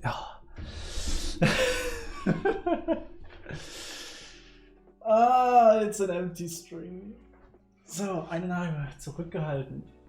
Okay, no, do it. Okay, my fault. Sorry, guys. So now we have that. This works too. What was the if in parse value trim smaller than null? Would that solve the problem? No, I don't think so. Or okay, but cool. Now we have the possibility to create a grid in whichever amount of size we want to have it, which is pretty awesome. You enjoyed it. Or value trim length. If not, or value trim length. Value trim length dot null equals to 0. That would mean that we don't have any value inside, right? So that means value equals null or value dot because it could also be empty. Yep, that's a good point. Thank you. Dot length equals null. Yep. Now it makes sense. And this can be is empty. That's fair. This makes sense. And still, if we now we don't have to check this value null anymore, right? Fingers crossed. Yeah, for it. Good. So the UI already changes something.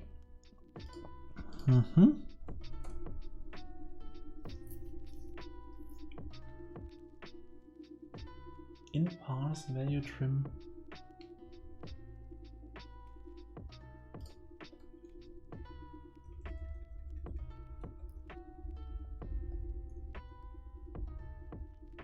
So if you say if I make a space, then it would crash. No, it seems to be. Ah, yeah. Okay, as soon as. Yep. Okay, good point. Thank you, Simon. That makes sense. So no spacing is allowed. So int parse value.trim is. And now we have the smaller than 0 int parse.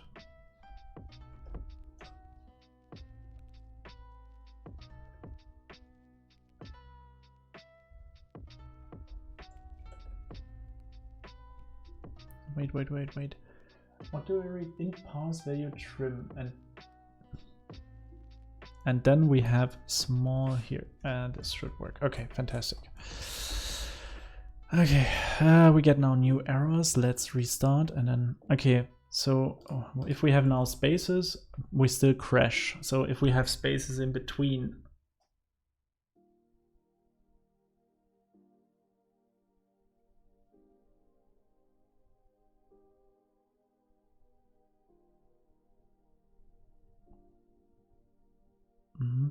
But value trim is only at the beginning, at the end, right? Not in between. Any leading and trailing white spaces? But I don't know how this on change will behave, right? So what is going on? This is now a radix problem.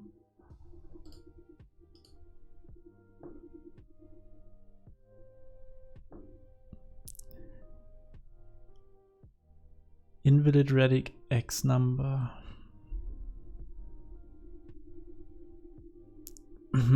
So we want to get rid of all the spaces in between.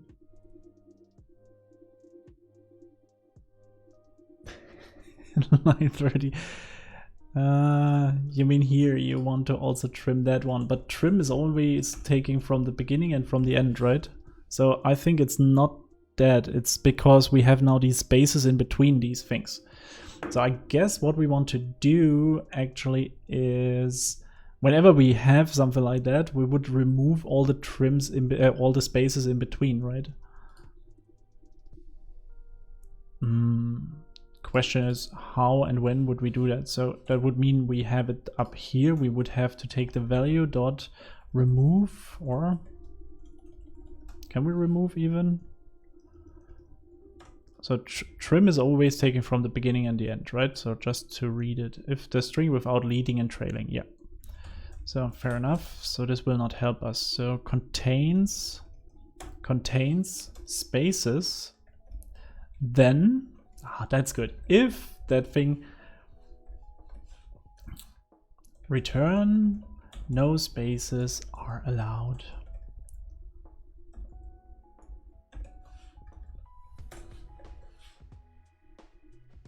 So,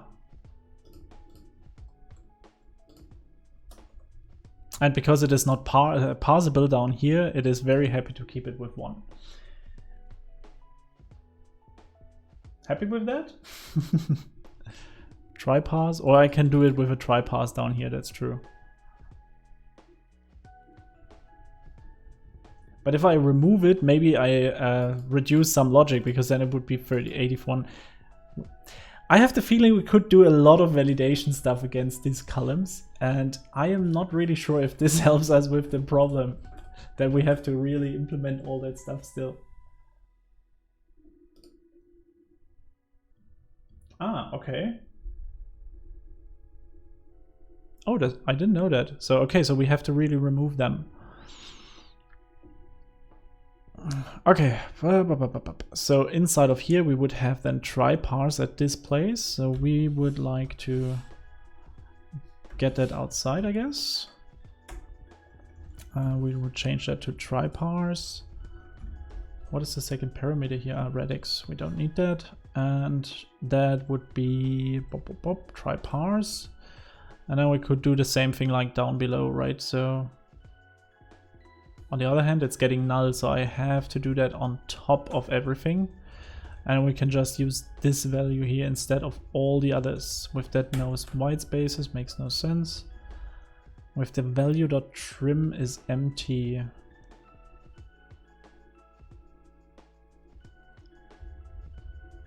But this could be null now, right? So we would have also to check this here. So if this is null, then we will say parse equal null,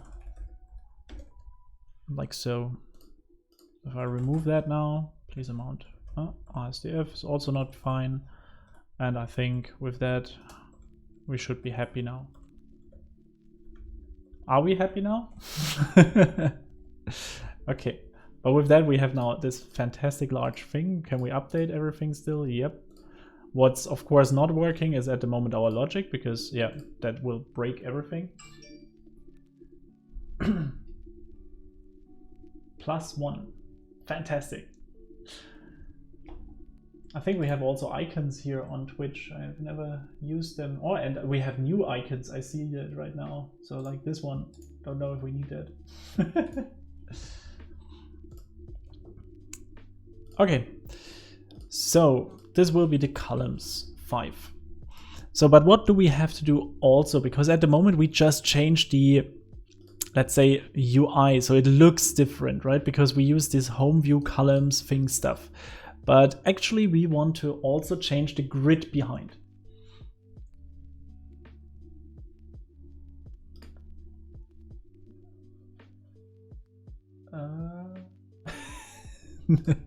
Okay, so let me think. So we have that stuff. Now we have to get the grid. So at the moment we don't really create this grid, right? So we have at the moment only this rows, and this grid is not really created.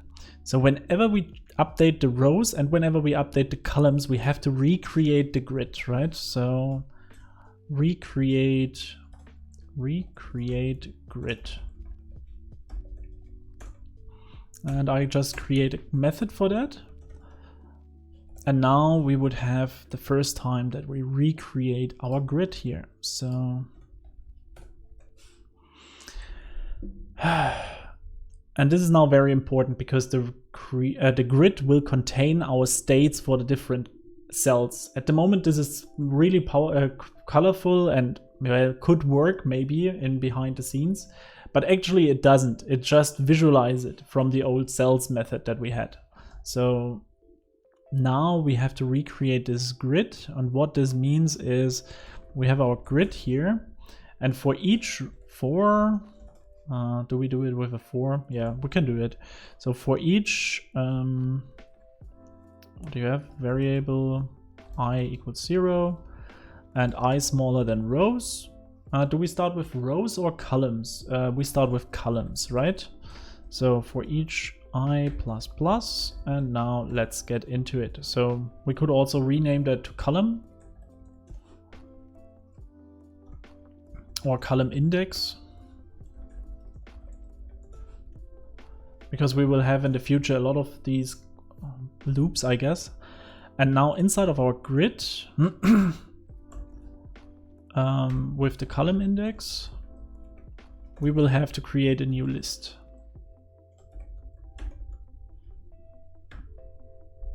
Right?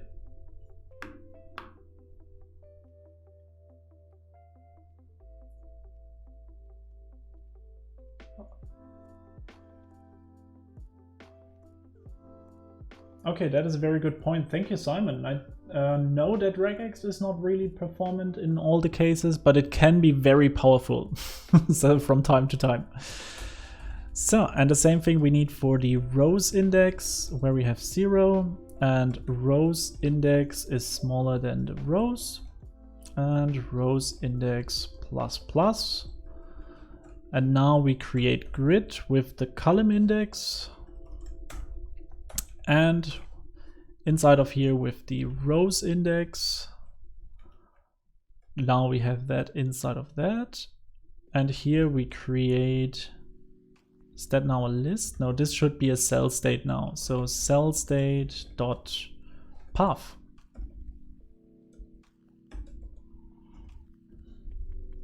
So, not really good, because at the moment we will override always everything. who is Simon here? Yeah, he's pretty famous in the Flutter community. Simon Lightfoot, that's the guy from London. So I maybe can share quickly your CV everywhere, because I think Lightfoot with T, I learned that today. So from the Deaf Angels London he is actually. So you have probably heard of him. I think it's not him.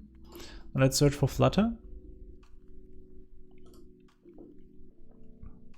Yeah, this guy.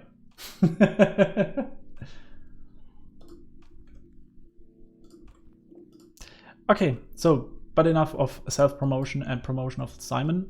Let's see what we have here. So valid value range is empty, 0. Fantastic, so we destructed something. Okay, with hot reload it works. So it seems that the recreate grid has still some problems. Invalid value, valid value range is empty.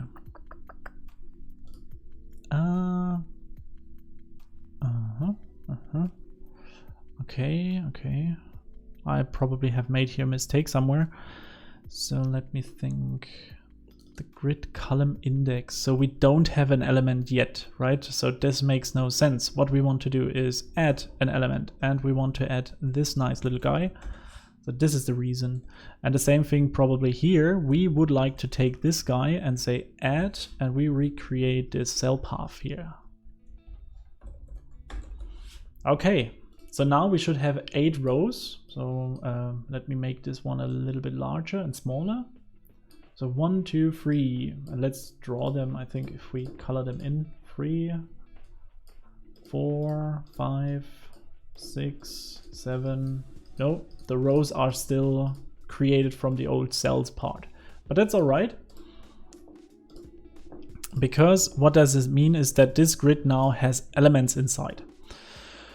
Okay, next step. We want to use this grid to color inside the rows, because at the moment we access the item count from the cell's length. But actually what this is from home view provider dot grid dot length. Aha. So 1, 2, 3, 4, 5, 6, 7, 8, 9, 10, 11, 12. Fantastic. So this column amount is now taken into account. And not inclusive. Okay, so we still broke somewhere. So I guess, yeah, I think we have still some issues with this method here. And I guess if we recreate the grid, we have to say that this grid is new. And he don't want to, because, of course, not this grid, the other grid. Maybe also here we want to use the grid here. Okay, so he still complains. Why? Can't be used. Ah, it's fine. Aha, so this shouldn't be final, of course, because it has to recreate. Invalid value, not inclusive range. Okay, let's restart quickly. 1, 2, 3, 4, 5, 6, 12, 24, 36. What do we have else? Oh, somewhere around 36 it crashes. Aha, where do we have that problem? That comes from this guy. Because we don't have enough cells to fill everything above 64 at the moment. So I guess 64, yeah. So as soon as we hit the 65, we crash. Good, that's fair enough. Sorry, Simon, didn't want to expose you. But if I have a famous visitor, you know, then I have to use it. Okay, cool. So we have that, and now in our view, we still have there some issues. Okay, we have that. We use the item count of the grid now. We have the builder for the cells, but here we access the cells index. This is the type that we want to show. So now it's getting a little bit more complicated, because the cell actually is not part of this. How can I explain? Is that true? We get the index of the length of the grid. So we know in which row we are, right? In which column we are. So the column number is this index here. But now we have to identify at which column we are. Yeah. Can we do it like that even anymore? We know the column, but we don't know the row. Where do we get the row from?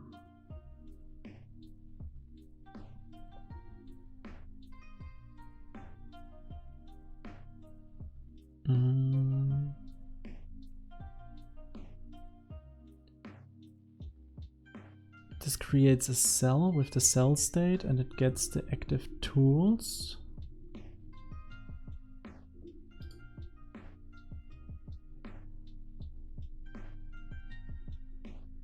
Cross-axis count. So this gives me the number of columns that we have.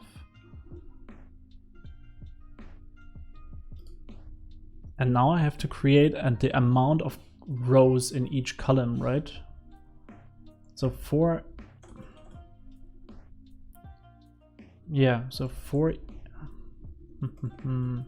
how can I get that? So home view provider receives me the grid and I have the possibility to create a for each with that. And for each of it, we want to create such a cell. So that will probably not work. Yeah. So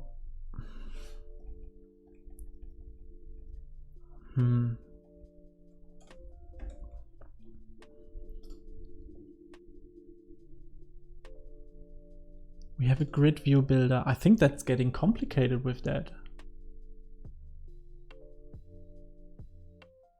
Can we even use the grid view builder here in that case? We need a grid view, that's for sure.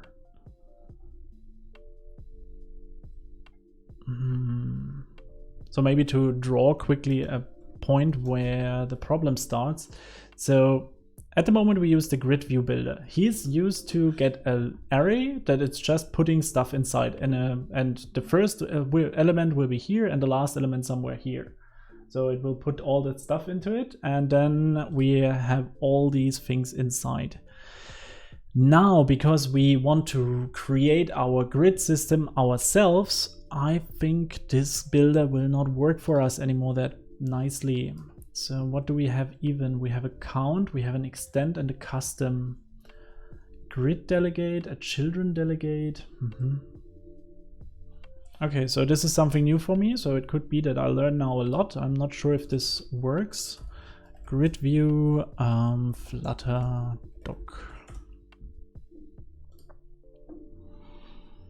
Custom scroll view, yeah, we have these things. We have the cross-axis spacing, main axis spacing, okay. With that we have the count explicitly, but how can I set the builder? Sliver padding, okay. List view, page view.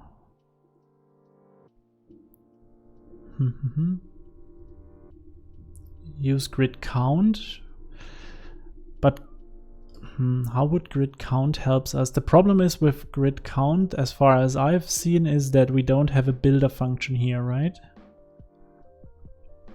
So we have the scroll of the container. And we have a children list.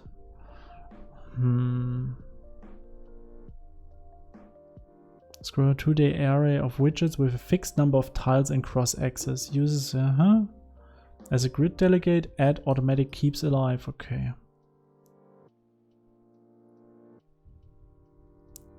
Will that work for us? So we will have a cross-axis count and we will have a main axis count, so we can decide how much we have. And then inside of the children,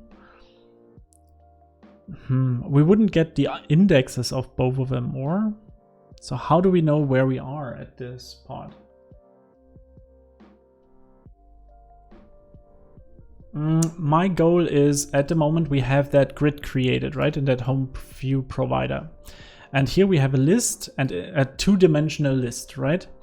And now I want to use the grid view that exists, and with this grid view I would like to recreate this grid.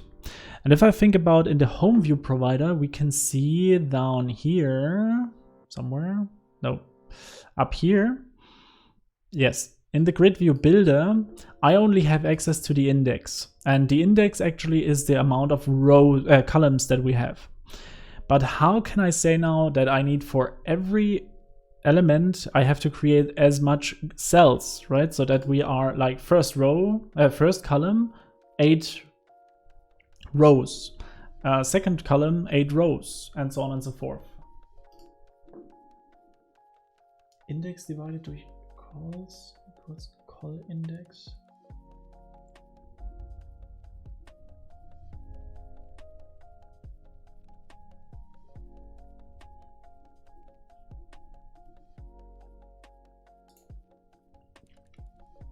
Okay, so index modulo calls.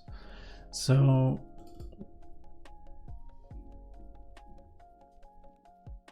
I have to quickly think about what I read, okay? Sorry. So index modulo calls equals the call index divided through calls equals row. This is, so if let's say we have 5, right? So this will be 0. So 0 divided, or modulo calls, we have 5, so 0 divided through 5 will be still 0, I guess. To int, yeah, will be 0, so the row would be 0. Final row is index divided call.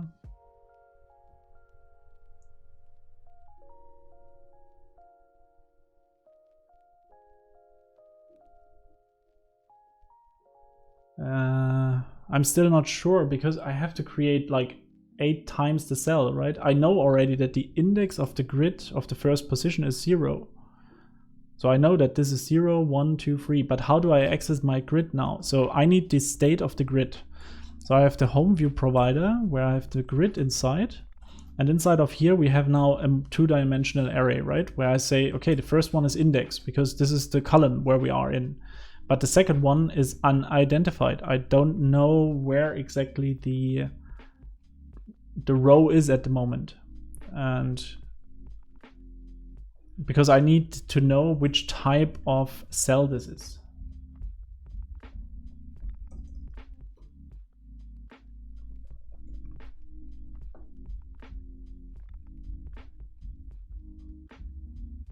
Does that make sense?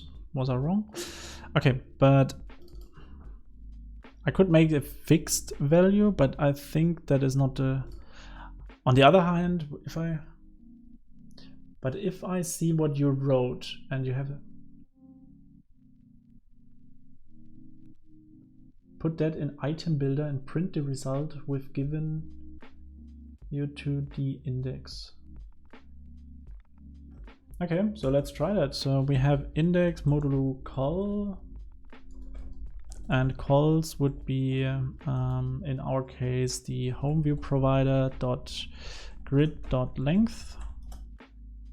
No, we can just use the amount of calls which we have, columns, and you say equals to call index.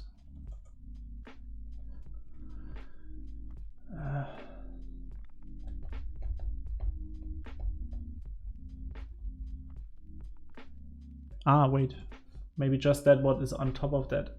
Yep.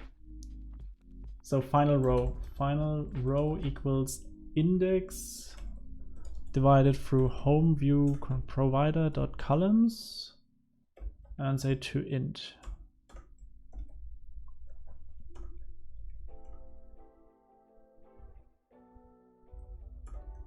Use that, okay. Cool. Interesting. So this would be the row. Index modulo home view provider columns. Not that one. Okay, so let's try the other one. Call equals to index modulo calls. That is home view provider dot columns. That's not modulo, that's correct. And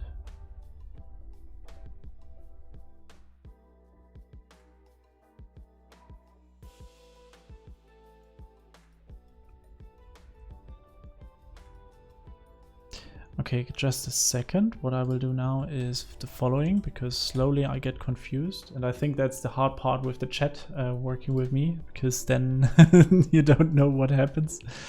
So let's copy that all over and I try to identify what you have written.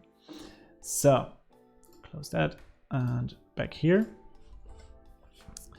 So what are you trying to do? We did that. We get all these stuff away, I guess. Can we get rid of this? Can be gunned. We don't need that. So. Oops. Where's my stuff?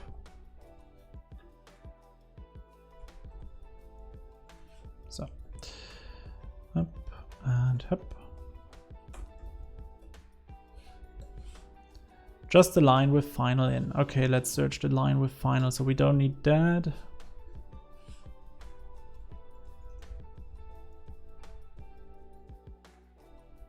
I don't know what I've done, so.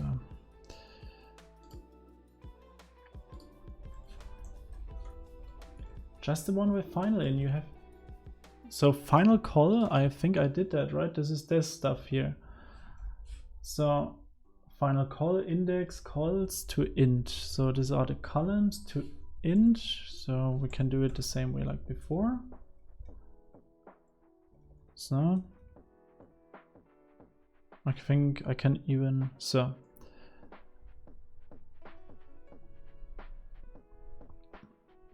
So now we know the column and we know the row.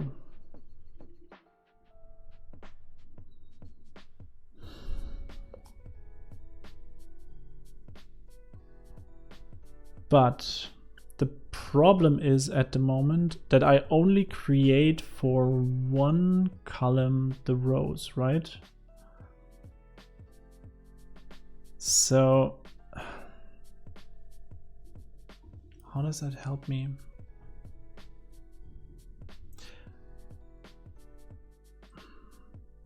The item builder knows only the column amount. So how should that help me with the grid now? So if am I a bit stupid at the moment? So let me think. We have the column now, index modulo the columns to int, but I only get the index here. So now I still have to recreate all the different cells somehow. So for each I need to iterate through all the, because our home view provider.grid has a two-dimensional one, right? This is now the grid, so I could say, okay, give me the column. But then I still need to find the row, which could be this one. But now I still have to create a cell for that. So for each row, for var row in, exactly, so in grid col,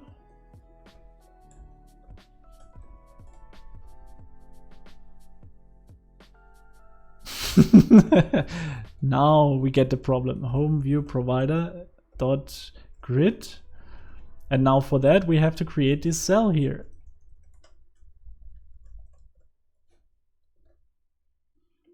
That is the problem. This item builder is a grid view and it will create for each column my instance, right? So 1, 2, 3, 4, 5. And now it's getting a problem that I have to create every cell, so every single one of them. And that is the problem. Because with that grid, we have a two-dimensional array, right? So we need, the first one is always the column at the moment. At least this is what I think.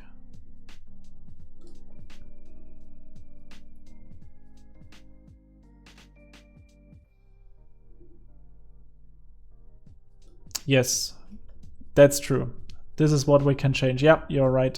That is a good point. That's a fair request. With that I can live, because if this is wrong, we can change that to the home view provider grid length, and then we multiply it by the internal existence, so by the column count, the row count, right? So we say here home view provider dot rows.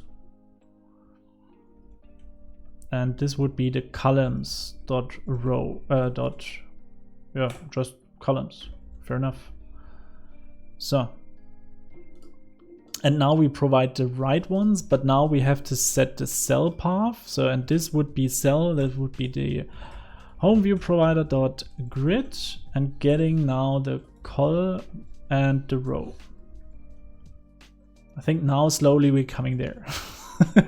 So that was the reason why I was so confused, because now it makes much more sense. Now we want to identify the different parts. Okay, good. Thank you so much for the help. I know sometimes it's a bit hard with me here on the stream. So 19, and this stuff works. We can increase it by whatever we want. Ooh. And we crash around about 2000.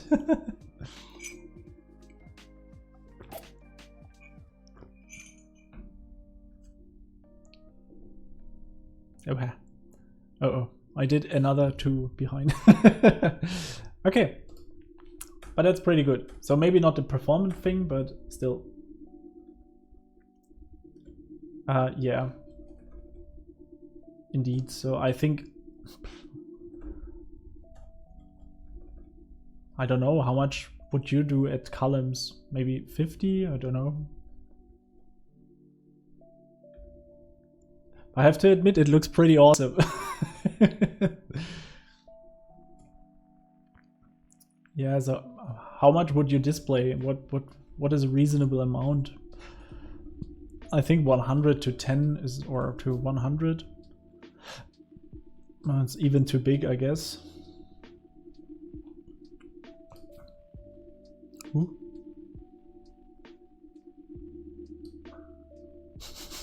It's so huge. Okay. Yeah, let's stick small with 50 to 50, I guess, and then, or can we 50 to 50 is okay, I guess. It will take a second, but then it's okay-ish. The question is now if it rebuilds everything if I click something, but at the moment it's anyway a problem.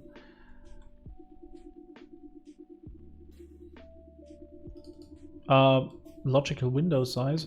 I could do that too, but I don't know. Didn't thought about it, Simon, to be honest.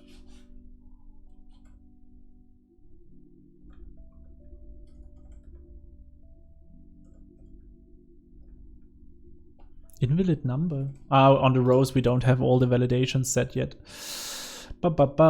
So we need the same validator. So I create this method, or I get a validator here for 2 because it's the same. Or wait, not completely the same. So this is what can be shared. So this is number validator, or better, validate number. Now we can reuse the same thing for this guy.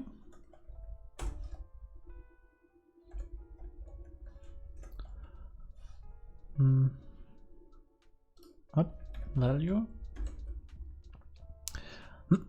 And I think on change we will have to do nearly the same things, just for home view provider update rows.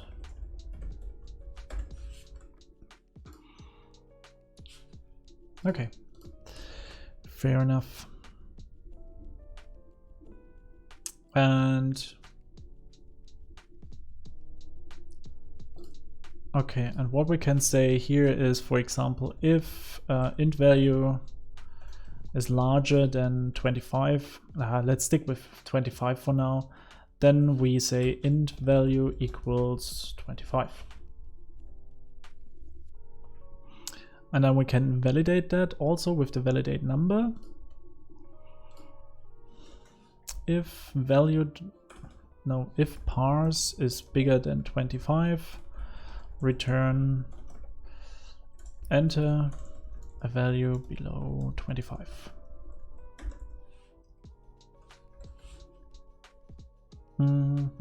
What would that mean, Simon, to make it by logical window size? The thing is, if it is that small, I still want to initialize the amount. If I would say, okay, it's the logical window size, we wouldn't have that control over it, I think. That would be the only downside that I see.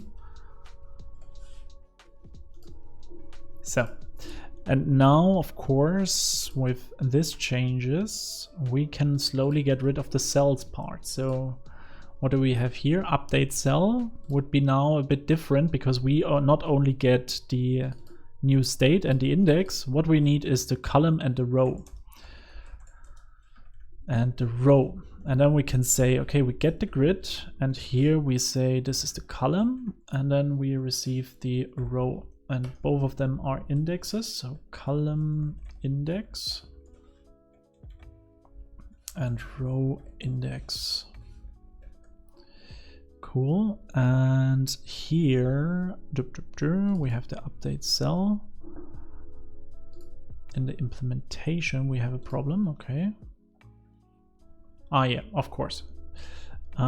This is now logic.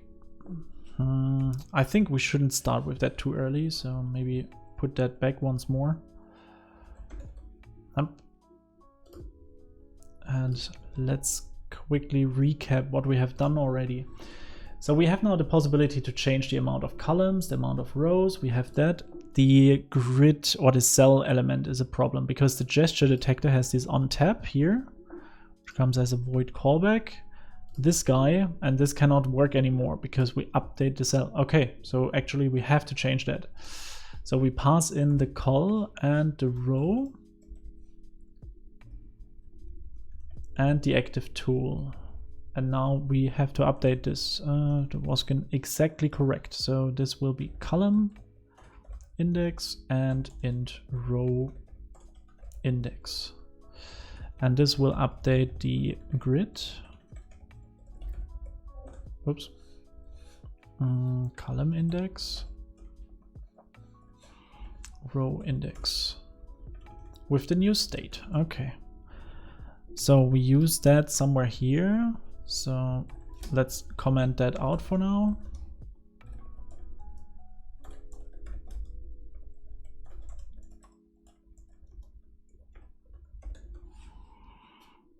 Let's take that with and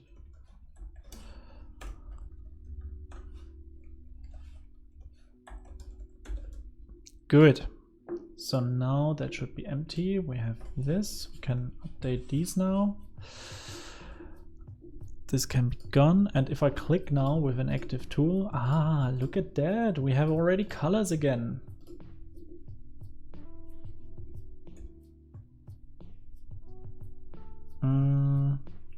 Of what? Of the math? The problem here is that we don't have yet the element, the row or the cell where we are at the moment inside of the technology, inside of the calculation stuff. So that's the reason why I put all that different.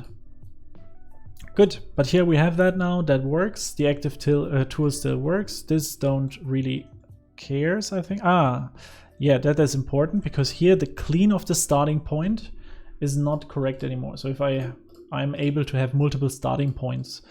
This is not allowed, of course. So at the moment we give all the states inside and we check all the different cells for a starting point and remove that. I think we have to do here something, right? Clean old starting point. We give the cell inside and the active tooling. So what we need is the grid actually. So we will get the home view provider.grid. And then we would have to update the downlying sources that we get now a list of lists of cell state, which is the grid. Or grid is a really bad name, I feel right now. We could call it just maze. I think that would make so much more sense. But yeah, don't change it now everywhere. Stick with what we wanted to do. Okay, the problem is now we have to identify where the old starting point is. And now if we iterate through everything again, then it's getting really messy and really slow, I guess. So do we have an option 4 times 4? Yeah, I'm still working. Still having old. Okay. With that, it would mean that we have to identify. That would mean we have to still iterate over all of them, which is always a bit slow. So my idea is more remember the old starting point and remember the old end point. I think that makes more sense. So when we tap, we wouldn't pass in the grid. We would remember the starting point and end point. And I'm not sure if we have that actually already. So maybe we are lucky. Nope. Okay, so what we can do is we could remember the old starting point. So that would mean we have an old starting point. Give me a second, I have to think. We have a tuple, right? I think we had this package. Yeah, so what we have is 2 integers and call that start point. So, and we would create a second one, which is the end point. We can make both of them. I think they can even be public because we don't really care if they have to be, if the view don't updates for that. So, and they will contain an integer and an integer. And why is that important? When we are down here at that cleaning, we would remember whenever we have the active tool as start or end. So, and then we remember the old state.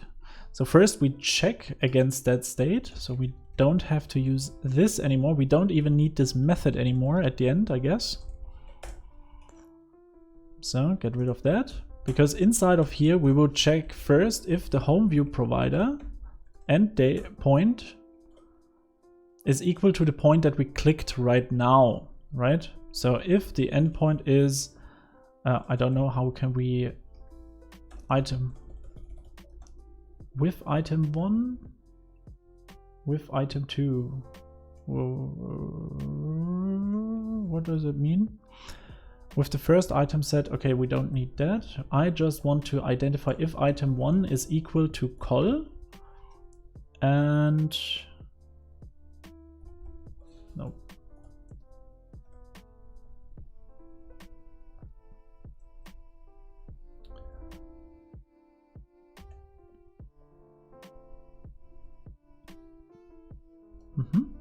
And the home view provider dot endpoint is item 2 is equal to row.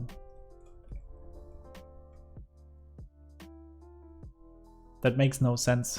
It's exactly the opposite, right? If we don't want to be on that row, then we update the endpoint, right? So then we say home view provider dot, or better, how did we do it? Here, update cell with the current tool, but we want to remove that. So if the active tool is, for example, end would be that. And this. So now we know, and I think this could be an, what am I doing?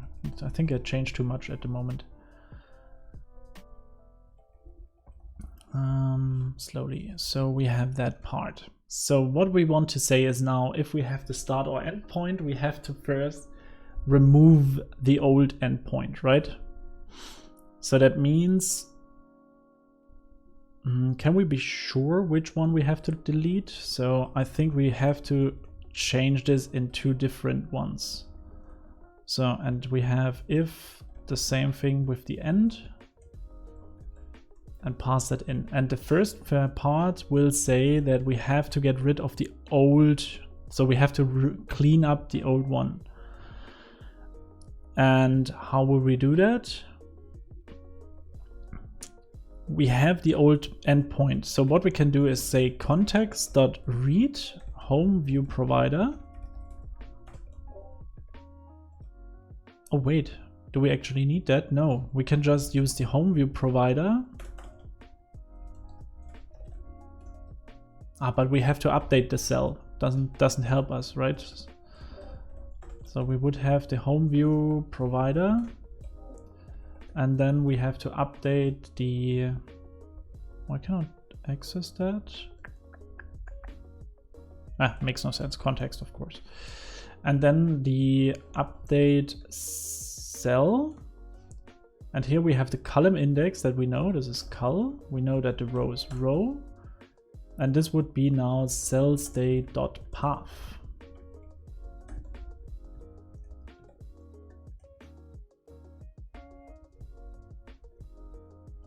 And this is not col. This is not true. This is home view provider. I don't know. Is it? I am open here. That's true. And what is invoice?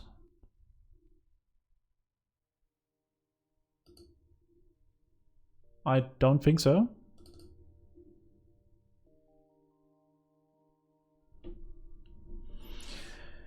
So update cell home view. So what do we get here? This is now the home view provider dot and endpoint dot item 1.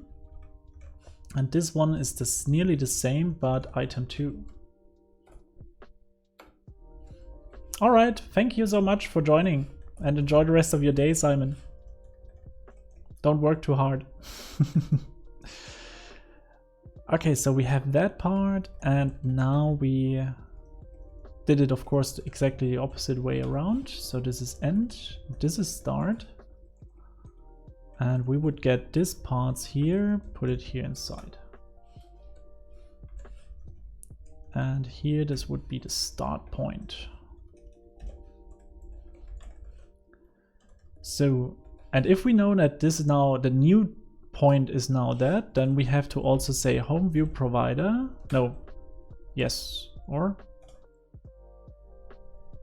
quickly have to, yeah, home view provider, and we can now update the start point to the new start point to tuple 2 from list means no. On the other hand, yeah, from list, and then here we pass inside the col and the what is the other thing? Row. Good.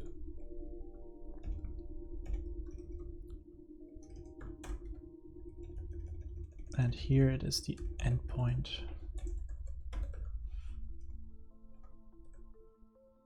So first we delete the old endpoint, then we update with the second new point. And the problem here is they look way too familiar than to not conclude that together.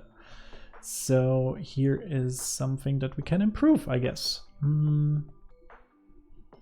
Question is just how. So what is specific to both of them? This is the endpoint here.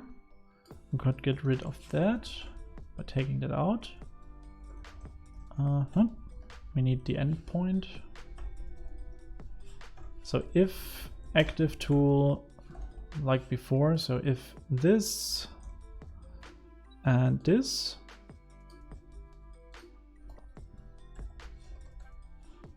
then we do the following, then we get the, then we get the endpoint and the start point. That depends.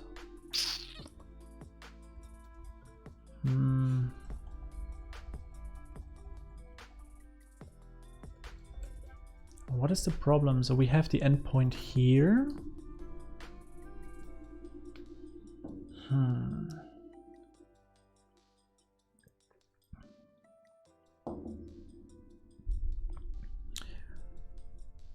And we need it down there.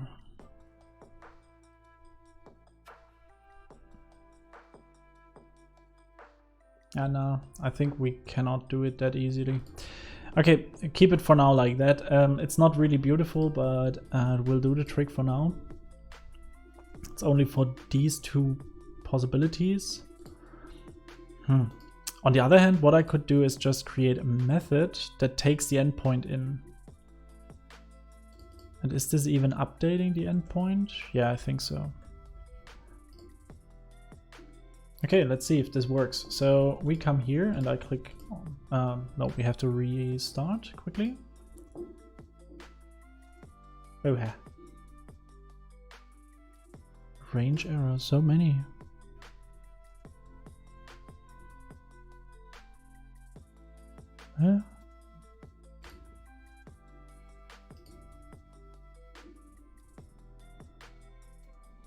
col row, home view.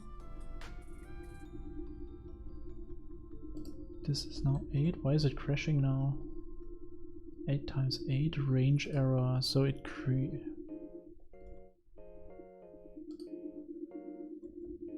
what did we change in the meantime? Invalid value. Valid range is empty 1, 2, 3, 4.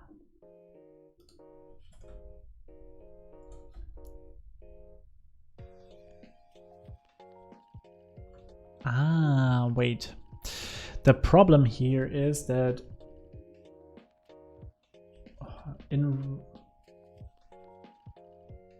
here. You think so?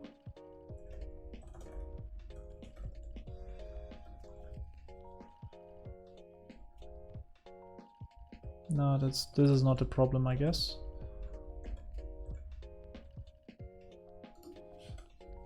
No, that works. The problem is the initialization. If I click here and it's recreated completely, then it crashes. So somewhere we forget to use the right values, I think. So if we, it runs inside of this build method, takes all the informations. Home view provider cells, where are they taken anymore? So search algorithms, okay, start search, okay, this is just for the search, so we got rid of the cells here completely. And then here inside we get the columns. The columns are at the beginning, hopefully 8, right? Yeah, so 8 times 8, but the grid is not created yet. That is the problem. So if we are completely new to this, the grid is completely empty. So we have to change this calculation here. And what we do is just recreate the grid.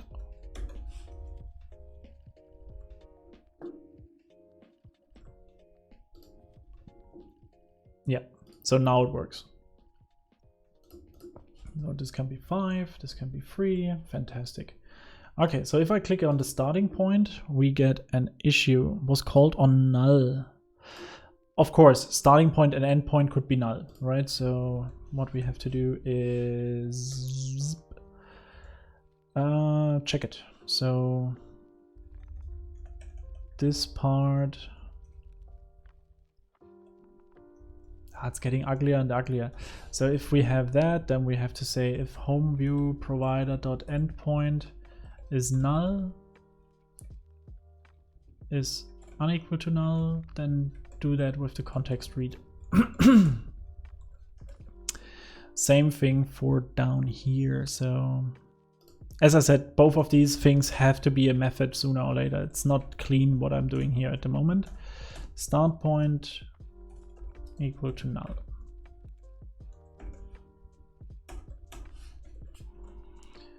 Good. So now the starting point should work. Fantastic. Click, click, click, click. So, and the endpoint the same way. Good. So this works. You're most welcome. See ya, Deepak. Till the next time. And yeah, it's also 12 o'clock. I think we did quite something. We managed to make it more flexible. Now our search calculations are still broken, but I think we will do this afternoon. So if I press now start search, everything is broken. And yeah, until then, thank you so much for joining this morning, and we will see us in like 2 hours or something. See ya, guys.